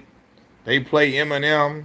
You trying to wait for Nelly song to come on the box. You trying to wait for Ludacris song to come on. You trying to wait for Jermaine Dupri or Jay-Z song to come on. They going through, yeah, man. Who seen that Smash Mouth? Hey now, you're an all-star. That type of stuff was coming on the box. I remember the box back then. Was the box still on when it came out? Because that song came out specifically for Shrek, I feel like. But I remember the box. That's when you can call in and order the song. Yeah, because we had cable for a while. Like I said, my pops was a cable contractor, so we had the cable. I want you. I want you. After then, I want. Since I had you, okay. You mess with Tekken? Yeah, I used to play Tekken. I ain't played Tekken in years though.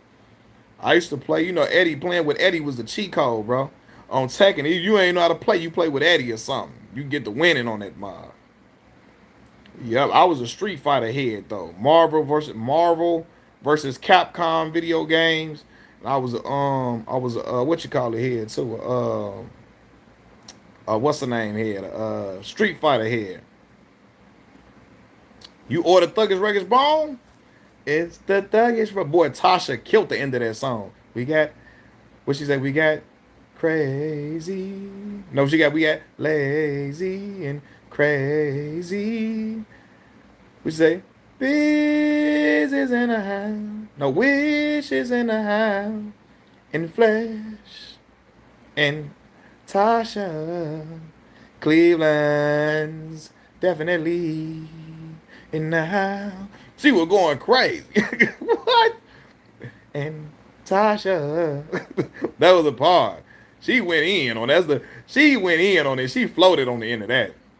But y'all don't remember KP and Envy Shawty swing my way though. And I walked over slowly, said, I know you don't know me, but this might be my only shot at a tenderoni. What? Yeah, man. I was listening to all of that. My auntie only like 12 years. I got an auntie that's like 12 years older than me, right? Like no lie. So my auntie was listening to shit. She sang that like the rent was due. You hear me? Like she got busy on that. The way she was singing, I can't hit the notes she was in. She was wishes in the house. I got Bone Thugs, even though I'm from Chicago. Believe it or not, I like Crucial Conflict though. Crucial Conflict had a song called Rodeo. That song went platinum in Chicago. Hoochie coochie, everything. It's alrighty. Oh, what? Tonight is the night where we ride the rodeo. The toy was going crazy on that joint. Sitting up in my window, bringing up all the things I can do. When you touch me in the right places, my toes curl up. I just can't take it. Mm-mm-mm-mm. Hey, what? Listen to that Crucial Conflict rodeo. Oh, of course, Twister. I told y'all, Twister got a top 15 verse I ever heard in my life on Pope Pimp. That's one of my favorite verses ever in hip hop. That Pope Pimp verse? What? What a motherfucker might be broke and shit and they collecting more dope for chips, but I be spitting more game than a mouthful of poker chips to get the hoe with the open lips and the provoking hips and never gotta tell him many lies. I have them looking in the city skies. I get up in the kitty styles because I'm blessed with the look of innocence, good sex, peanut butter complexes, and pretty eyes. What? Twister was going right. It was like, your anatomy gotta be right. That'd be the flatter me right, but if the head the bomb, come on, sucker. What do you say? Members of my clique want to see what that'd be like. I know you want to try that to the rhythm of a hi hat. Don't be bogus and deny that. I didn't got the girl to. I didn't got the girl to run a train. I didn't got a girl to let my fellas run a train while she lied back. Niggas going crazy. Top 5 R&B artists. Oh, kill us all crazy. I was in the. You was in the Do or Die video. Kanye and Twister need to do it. Yeah, they do need to work together again. Because he really, I'm going to say this, Kanye, when he was still Kanye Tutter, he took Twister to a national name. Because Twister was known in Chicago all the time with that Adrenaline Rush album and all that. Get It Wet. Bruh, I don't even like Lil Boosie version. Lil Boosie did a version of Get It Wet that everybody down south saying. Twister Get It Wet with Miss Kane on that joint. What? Come on, bro. It did immaculate. Busta Rhymes spit better than Twister. Now I'm probably biased. I always like Twister better. And again, because he was talking some Chicago players. I like player type rap. When dudes talking about player stuff, that always was I like that. I like listening to 8Ball and MJG talking about macking on a shorty, macking on a broad. Like that, I was always attracted to that type of music. Maybe that's why I joined Kappa Alpha Psi. I don't know. You hear me? KA side, Pimper die, Kappa Alpha Psi. Phi Nu Pi. Maybe that's why I did it. Yeah, Buster from them out. Yeah, he is. But so I always like when them brothers talking about macking on them girls. I always liked that. I was always attracted to that music. That's why I was always a fan of Tip. Because Tip was making hard music, but on them albums, he was talking about macking to them girls. He was smooth with it.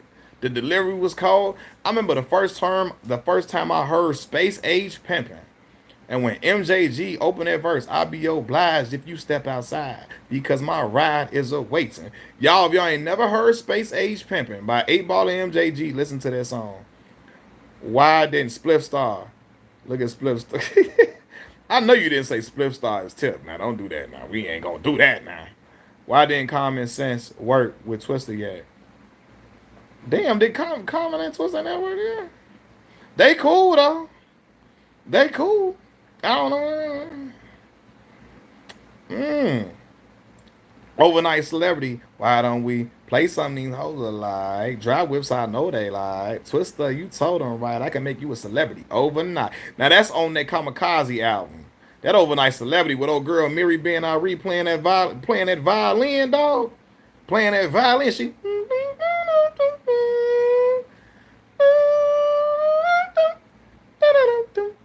Yeah, sugar free. Pimp lyrics, yeah. Kamikaze album was crazy. He had a song on that album called Snoopin'. I love that album. I mean that song. Kamikaze was Was Kanye pop around Chicago's Twister before he became big?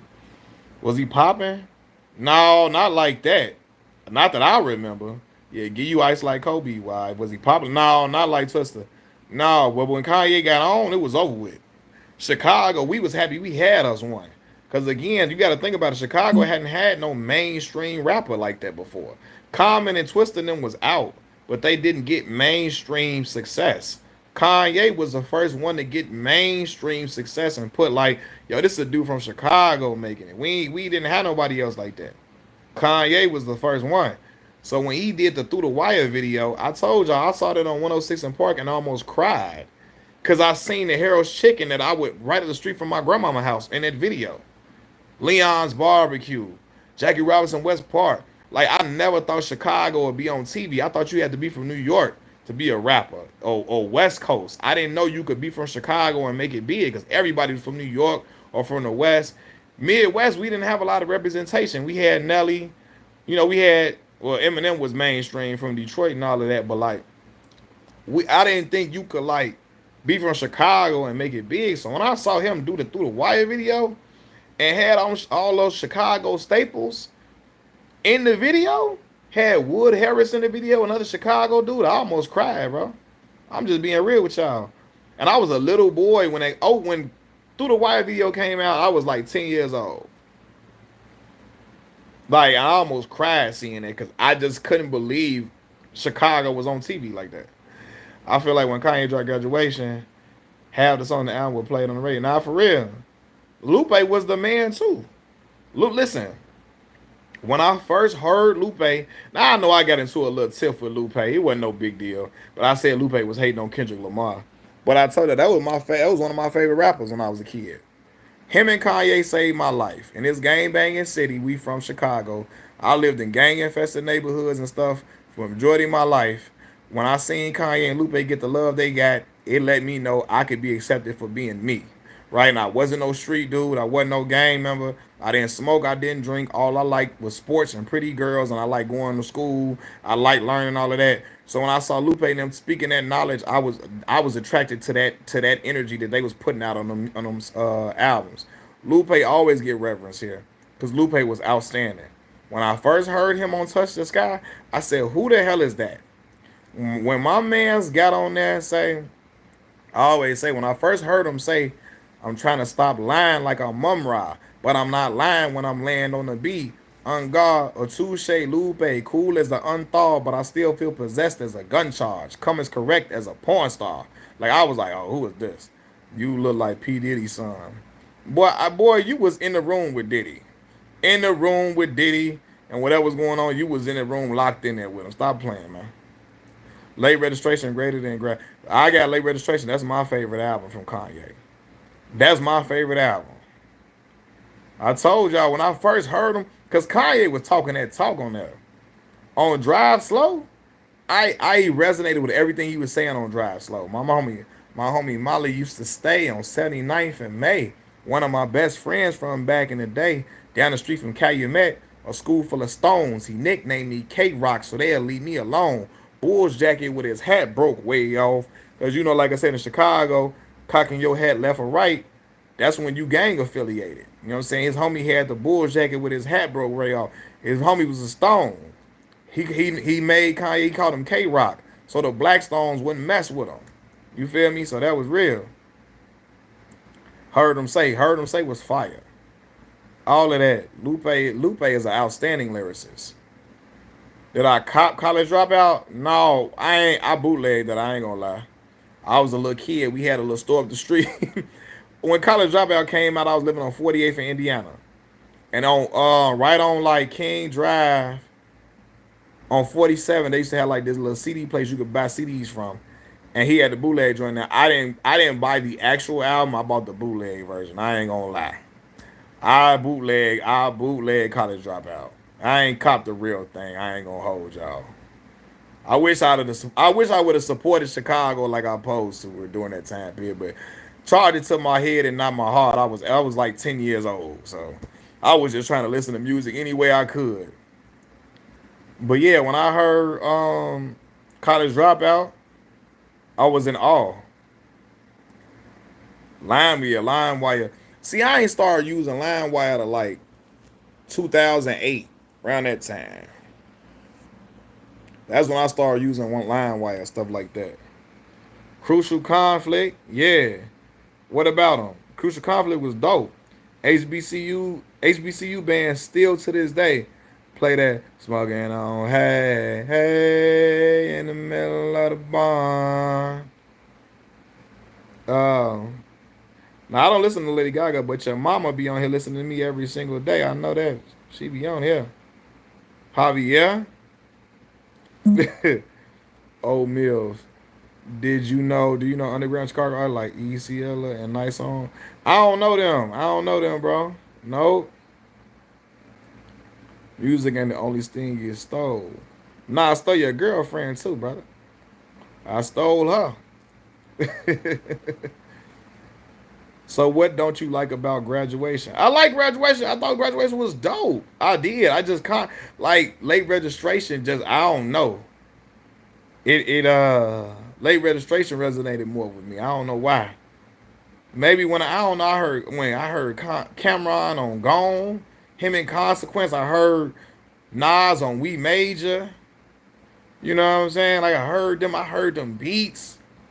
I heard he was rapping on that. I love that album.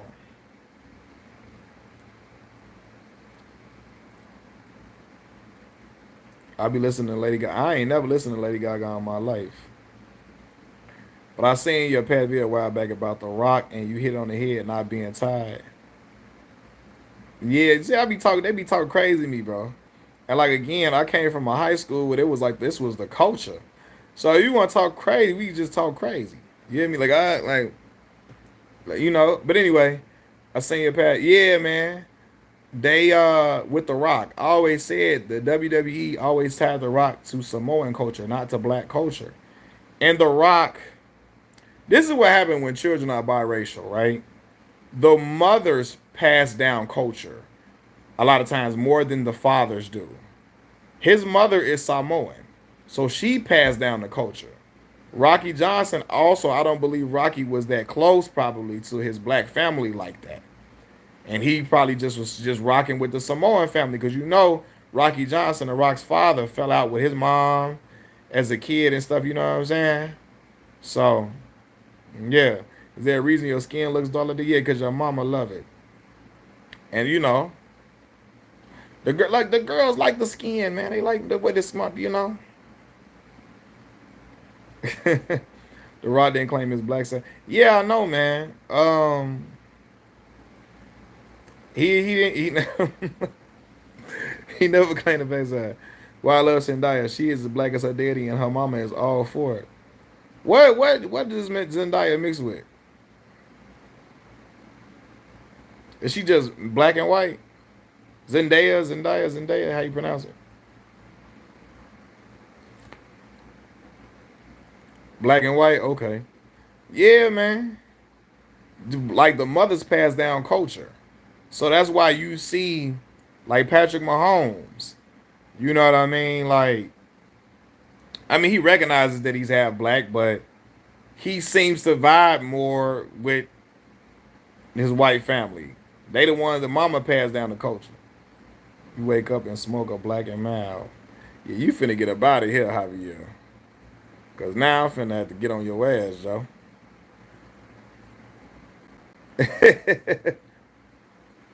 uh, he got to get up out of here. Teach me how to pack someone, man. Oh, look, man. Look, let me tell you. I learned how to talk about folks when I was in school. When I was little, I was real chubby. So like, I was a real chubby. So I had to learn how to like my homie Chuda man taught me how to talk about folks. Cause you know people try to talk about you. You gotta fry them up, boy. I'm talking about boy. I done told dudes that was skinny, they kneecaps look like Skittles. I done told dudes with them little bitty dreads in their head, them dreads look like burnt spaghetti strings. You feel me? I didn't.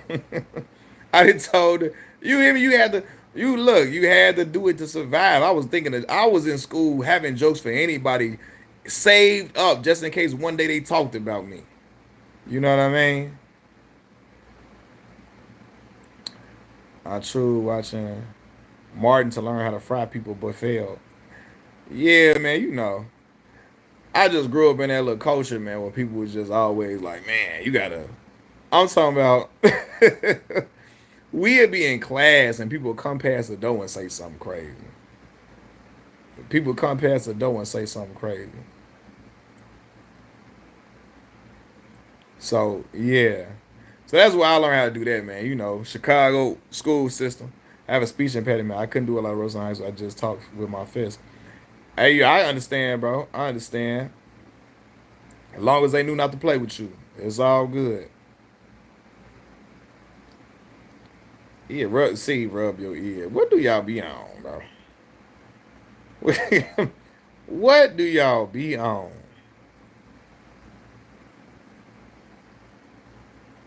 When roasting people, uh, which comedian would you choose to team up with?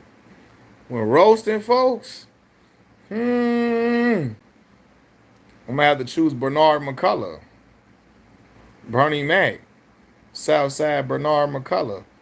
Uh, roasting folks. Oh, Cat Williams is very good at that.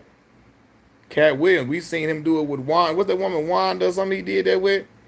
Yeah. Who else I'ma choose? I'ma choose. Hmm. Roasting folks. I'm trying to think of some more comedians I would choose to roast some people. Hmm. Chappelle. Chappelle probably could crack some jokes, roast some people. Chicago State. Now I don't know if Chicago State is really an actual HBCU. Now I know it's majority black folks that go to that school. I don't know if it's an actual HBCU though. That is something I don't know. Now I do know they a Thurgood Marshall under that Thurgood Marshall funded thing. So I don't know. It might be. I don't know. I'm not exactly sure though, brother. If it's actually an HBCU for real. I don't know. I don't know. But I do know majority of that student body is black without question. Right off King Drive in Chicago, Martin Luther King Drive. Oh, for sure. That's without question. That is without question. I choosing Kia. Choosing Kia. Kia. Hold on, Kia. She can roll. Who Kia? Kia. Who was that? Do you think Kevin Hart funny? Man, you know I like Kevin's earlier stand-ups, man. When we didn't know he did stand-up comedy, where all we knew him for was like Soul Plane. Like I like them stand-ups. Now, oh Kaya the rapper. Okay, yeah, she crazy. She be crazy. She be going in. Tia Kemp can now me and Tia Kemp would get to talking about her. She crazy. She out of her damn mind. Me and Tia Kemp, Rick Ross baby mom, we'd be on there frying somebody. Where she was talking about the Miss Netta. Yeah, that's crazy. Cuss words flow out her mouth effortlessly. like she created cuss words. I think cuss words started with Tia Kemp. Wait, them cuss words just flow out her mouth. How she be cussing? What? Yeah, Kaya definitely can roast people. But no, I think Kevin funny, man. Now I don't think the latest stand-ups I've seen from him have been funny. No, I don't. But I think he's a lot more funny than what a lot of people give him credit for. Black folks give Kevin Hart a hard time. You know what I'm saying? But Cat Williams' last few stand-ups ain't been that good to me either. So and people was excited about his interview on Shannon Sharp, but I told people I didn't have no faith in that comedy because the last few comedy specials from Cat ain't been funny.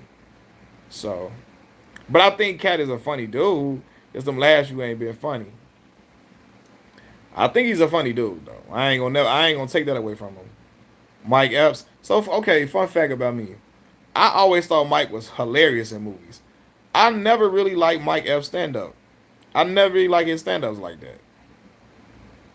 But I always thought he was hilarious in movies and stuff like that. I just was never a fan of his stand up. Stand up. It's certain comedians stand up I don't like. I don't like Michael Blackson stand up. To me, Mike just focused on saying mother sucker all the time. And it's like at this point that I'm beyond hearing that all the time. Um, who else? Some people just not that funny to me. You know. Who else stand up game ain't that funny to me? I said uh oh man, Monique, I'm gonna be for real with y'all too. I love the Parkers. I ain't never just been wild at Monique comedy like that. I always thought some more was funnier than her, for sure. Um, Martin Lawrence is the Tupac of comedy. Mike Epps the Nas of comedy. Dave Chappelle the Snoop Dogg comedy. Cat Williams Ja Rule comedy. Or is the Kanye? You assigned them to every rapper I see. Um, yeah, just some people comedy I ain't that sold on like that. I think say I'm gonna be for real. I like Cedric's stand up. I ain't gonna hold you. He did one called Live from Nashville. I thought it was hilarious. I actually like Cedric the Entertainer stand up. Not just because he's a brother of Cap Alpha Psi either. I really like his stand up. I ain't gonna hold you. I like his. Well, now Tiffany Haddish seemed like a cool girl. I ain't never laughed at Tiffany jokes on stand up. I ain't never think that. I think as you go commercial when you're light and hit the pop circuit, I think people get tired of their exposure in regards to Kevin and Black. Yeah, I do. I believe that. I believe that. Yeah, I enjoy Monique as an actor. I really do. More than a comedian. I always enjoyed her more as an actor than a comedian.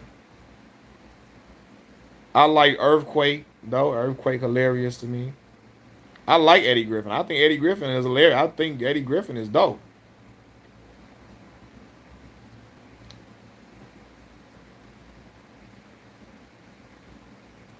Uh, man, listen, I ain't gonna. I think Tiff probably a cool girl. I think she probably a cool person. Man, I got secondhand embarrassment watching Tiffany Haddish stand up. People wasn't laughing. It was getting just, oh my God, it worse as it went on. I had to turn it off. Because I was just going to be too embarrassed to finish watching it. Like, I was like, oh no, I can't watch it. Like, I'm in there folding my arms. Like, oh, now, come on now. Where the jokes at? Oh no, I got to turn this off. I was getting secondhand embarrassment watching her get down. So, yeah, she appeals to a white audience for sure. It's certain comedians that had that white audience appeal. Yes, I agree with you. Monique got to stop talking about the past and her beef with comedians in her stand up set. Just make some new jokes, new material. Because at this point, we tired of all your beefs you got with everybody. We didn't heard that. We didn't heard your gripes. We didn't heard you out. We didn't considered you and everything. Now it's time for you to move forward and focus on just telling jokes and being funny. You know what I mean? We tired of you talking about how you hate DL Hughley now. You don't like Tyler Perry and Oprah and them and Steve Harvey and them did you like that? Okay, well now we got to talk about the jokes. That's my thing with Monique. You know what I mean? But Monique got a personality that could probably be a little unhinged because her daddy Sydney be having everything going for her, even controlling the relationship that she got with her own son that's not with Sydney. But hey, what do I know? I'm just a dude that got YouTube videos, so I don't know. Monique been beefing with Oprah and Lee down. Yeah, for 10 years, bro. Like, come on, we got to move forward. Monique should have never lost weight. I mean, she wanted to be more healthier. That's all good. I'm all for that. That's what she wanted to do. It's all good. I just think she need to focus on jokes and not focus on beef and not liking this comedian and that comedian and all that. That's really what her name is centered around, beef more than jokes nowadays. Anthony lost a lot of weight.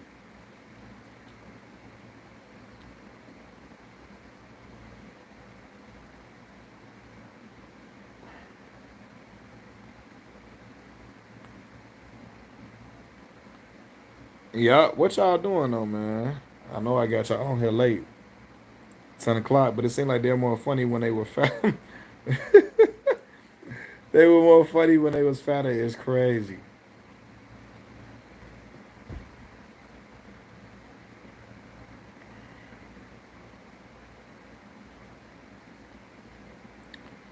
But I thought some more was fire. I thought some more was the funniest one on them Queens of Comedy. Her and Adele Givens, for real.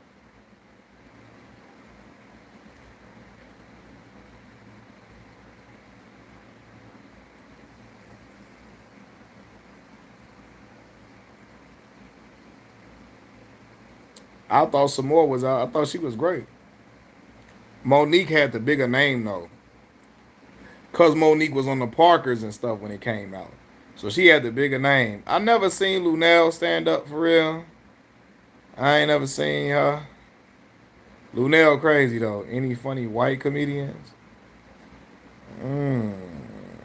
Oh, y'all gotta give me that. I don't really be listening to. We go head to head in a battle. Uh that's hard. Y'all give me some suggestions. Who y'all want to see go head to head? Said Vlad made Lunel. Well, Lunel got famous with being on the road with Cat Williams, I believe. Cat helped to expose Lunel a lot more. Lunel used to be on the I Love the 70s, I Love the 80s, and all them little shows on VH1 too. Um, Cat gave her and Red Grant a lot of exposure.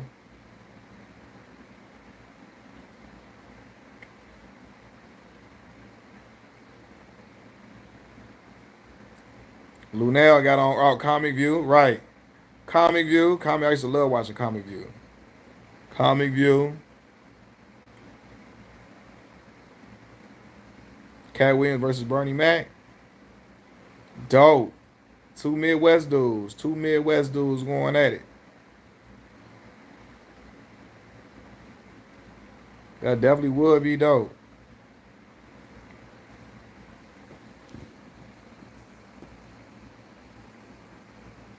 I know that, but Cat Williams is not that funny either. Now look, I think Cat funny, but I'm like you, Unstoppable. Sometimes, like I felt like I'm gonna be for real with y'all.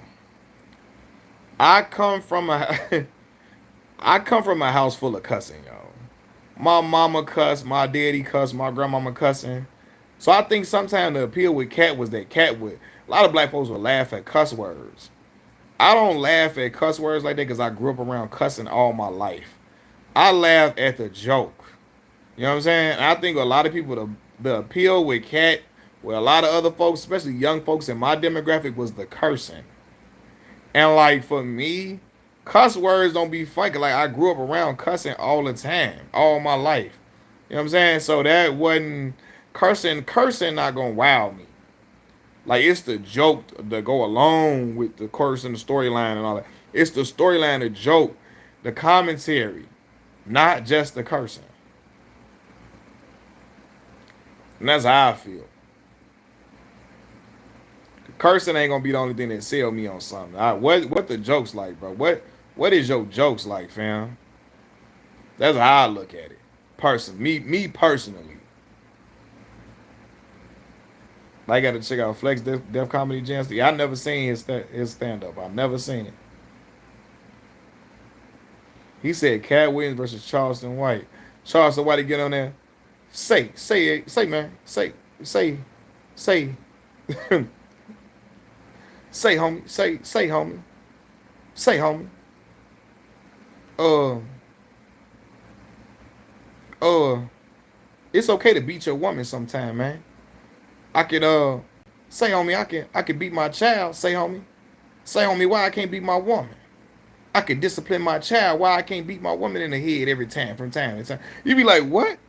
And brothers be like, you know what? He right. Don't let Charleston get y'all sent to jail. Don't have Charleston get y'all locked up and be under the jail. Listening to that part. He right. I can't beat my girlfriend. I should be able to hit her. Okay. Go to jail if you want to. Be out here getting mesmerized by these celebrities, these YouTube personalities, and have you locked up. Locked up, they won't let you out. Locked up, no, won't let you out.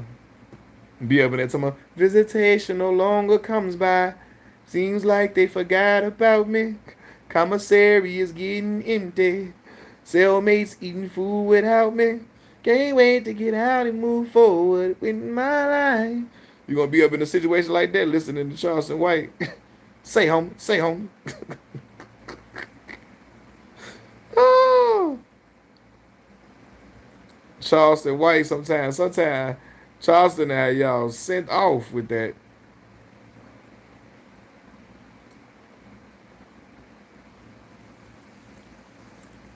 Bro, I gotta think about the coolest TV dad. How many hours? Okay, Chicago to NVSU is 10 hours, RJ. 10 hours. He do be wearing Jackson State gear all the time, too. He be like, what? Charleston. He'll say something I agree with, and then he'll go back to, sometimes you gotta hit your woman in the head. You gotta beat her. You like, what? Bro, what? Coolest TV dad, man. Coolest TV dad. I thought Flex was pretty cool, bro. I ain't gonna hold you. He was pretty cool. He wasn't the sternest dad per se all the time. Flex was a cool TV dad. But I mean, I liked Uncle Phil. I liked James Evans. I liked Carl Winslow. I like Carl on them, man. So yeah, they were great TV dads. Great TV dads for sure. I wonder if LeBron was in that movie Trainwreck years and years ago. I heard he did a pretty good job in that. It was like a comedy. I heard he did a pretty good job in the appearances he made in there. I think that was the name of the movie Trainwreck. I think that's what it was called. He was in that, so I think you might want to check that out, Miss A. I love the one-on-one episode where Flex kicked out of Marion. That's my yeah. Flex was the guy. Flex had a new girlfriend every episode. I don't know where Family Matters was shot at. I'm not even sure, bro, to be honest with you. I always wondered that. Where was Family Matters shot at? Where was that? Where was they supposed to be? Like, where was they supposed to be set at? But like, no, he's saying like what section of Chicago? Like, where was it supposed to be at? Fresh Prince versus Martin. I love Martin, but Fresh Prince for me, y'all. I ain't gonna lie. Fresh Prince was iconic for me.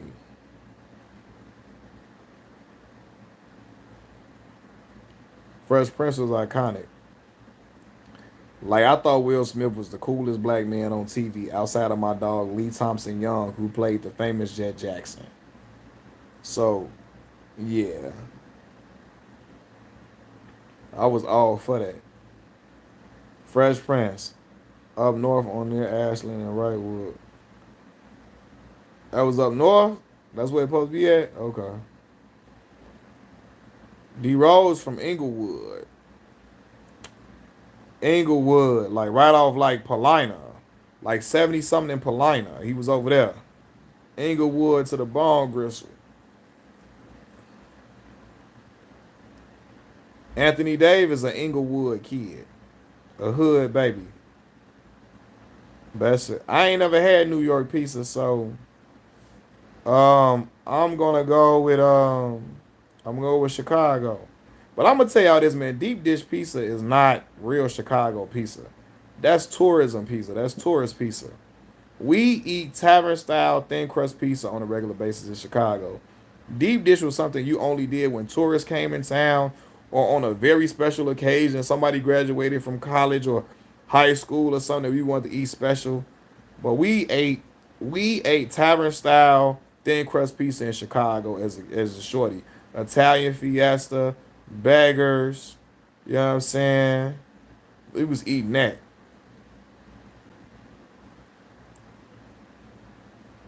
Shout out got that DiGiorno.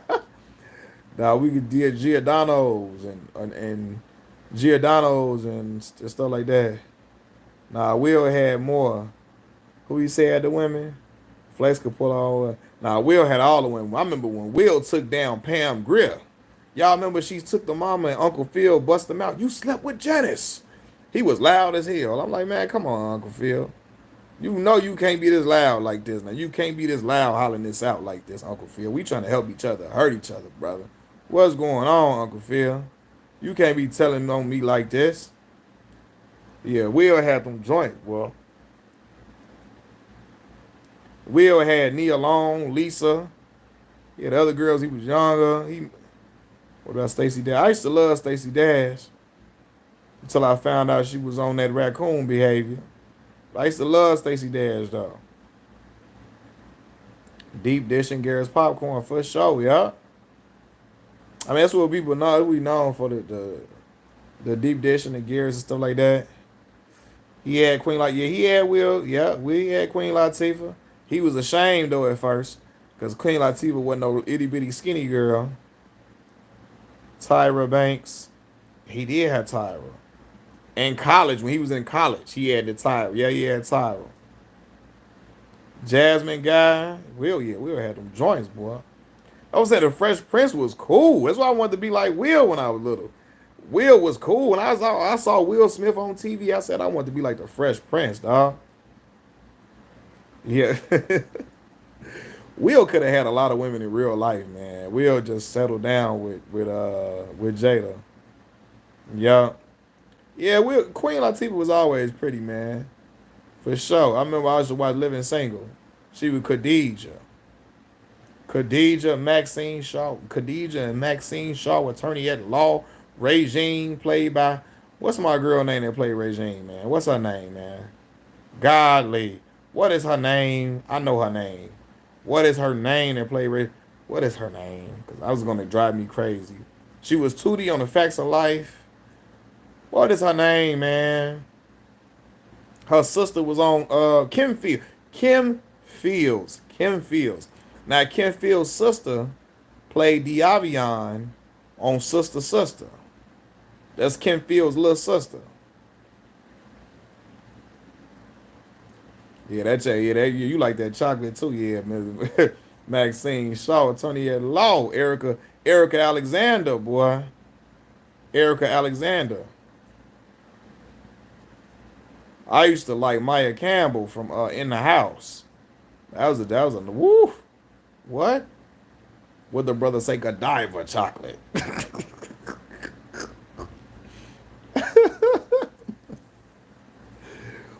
Oh, her sister was on Moesha too the last season. Was she? I don't remember. Dang. You must like chili from yeah, I like chili. Yeah. Rosanda running around with oh boy, Leela Rashawn, boy. Oh my God. Why when I watched Waiting to Excel, boy, when I was a little boy, I was looking at Leela Rashawn like, oh my God. Come on, man. Leela Rashawn was special, boy. Man, like I remember people used to try to. I remember people used to mix up Lila Rashawn and Rob and Givens, even though they really don't look that much alike, you know. But yeah, she had drugs on her, man. Yeah, I used to like Lark Voorhees from Saved by the Bell. All of that, boy. What? Well, it was some black women on TV, but it was something different. I'm still mad Angela Bassett didn't win an Oscar. What for? What's love got to do with it?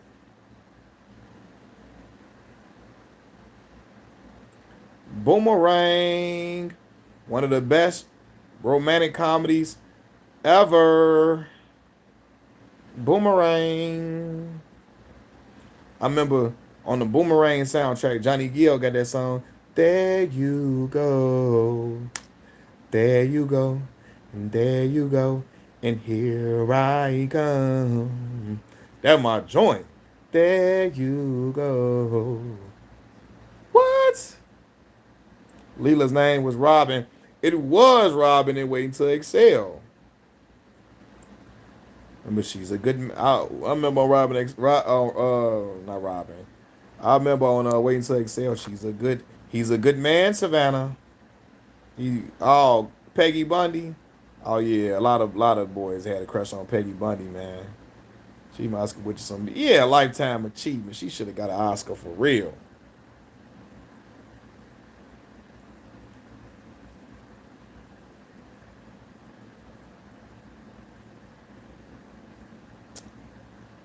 A thin line between love and hate. What? Lynn Whitfield. Now Lynn Whitfield was in her mid 40s when it came out. She was cold. Lynn still look good at 71 years old. Lynn still look good, man. She still look good as an older woman. Yeah, that Boomerang soundtrack. What?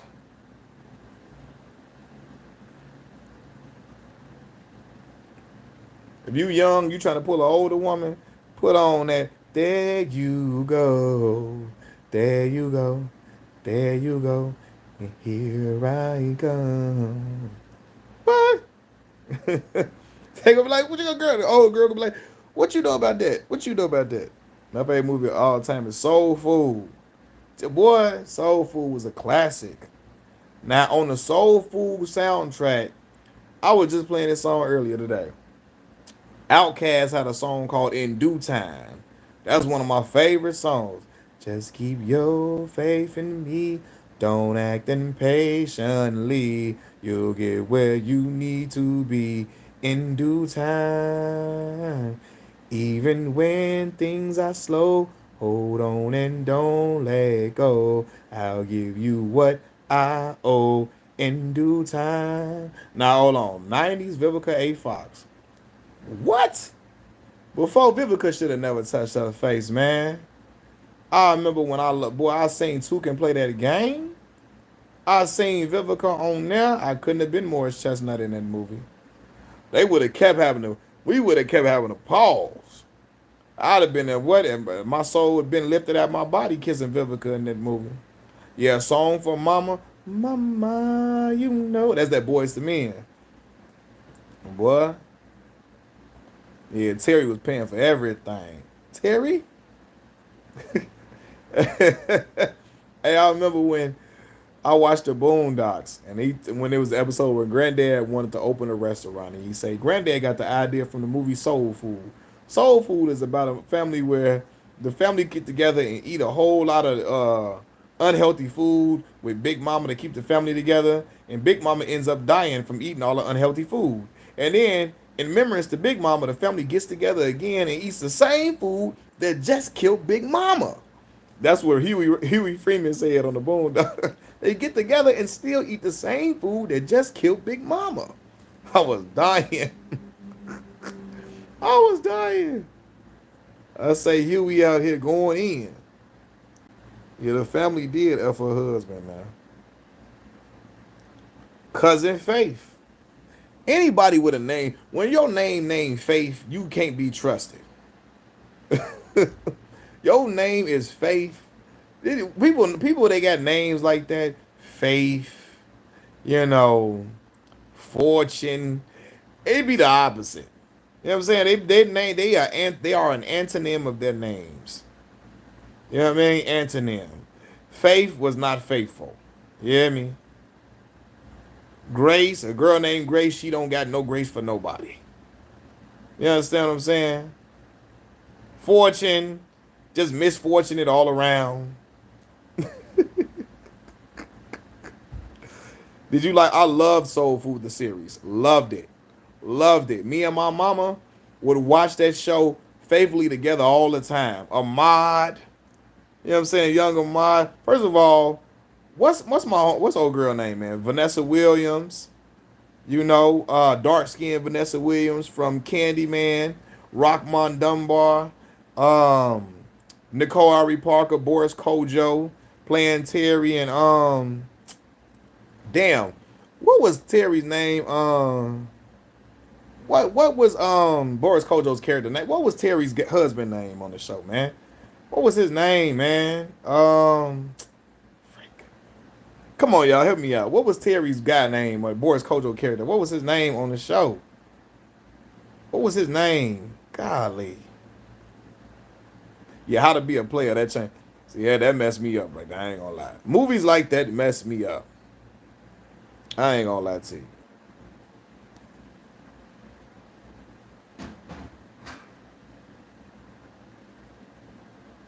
Damon. Damon was his name. Damon. That was his name. Damon. They had who else was on that show? Darren DeWitt something. He was the dude. He had he was the choreographer guy. He was Lem. You had Melinda Williams was Bird. Yeah, but I love the Soul Food the series now. Yeah, Boris and Nicole Ari Parker met on that show, and Boris was still with his German accent, so he would pronounce W words like a V. Like that's what the Germans do. Instead of would you please pass that? I remember them talking about that on the show. I mean, not on the show, but like in interviews. Soul Food or the Best Man? Which one you rocking with? When it comes to the movies, I'm gonna go with the Best Man. Even though in that movie, I couldn't have got married to Mia knowing she let my boy take her down through there, man. That'd have hurt my heart. That'd have hurt my heart, man. I would always be thinking about it, man. That'd have hurt my heart. I ain't gonna lie to you. That'd have hurt my heart. For real. That would have got me. Nia Long was in both. Shaw had some women too from Wayne Brothers. Sean, yeah, Sean had all the girls on there. For sure, man. For sure.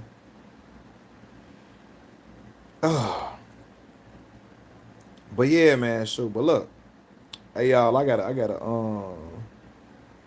feel like he would have dumped her. Yeah. I'm gonna go with the Wood. The Wood tells my coming of age story with me and my homeboys. I'm gonna go with the except I didn't never move. I was always in Chicago. They used to call me Big Mike of the crew. The mature one of the group. I was the Big Mike of my friend group, the mature one. Ironically, my father named Big Mike, so I'm gonna go with the Wood. I love the Wood, even though I like Baby Boy, but the Wood was that was personal for me. That was personal. You know what I'm saying? So I'm gonna go with the Wood, man. That was my joint. But look, y'all, man, I'm finna get off. I done been on here 2 hours, man, talking, chopping it up. I appreciate all y'all coming on here, rocking out with me, man. I'm gonna get on here tomorrow, though. So y'all hop on with me tomorrow, man. I appreciate y'all talking to me. And I'm gonna holler at y'all. Peace.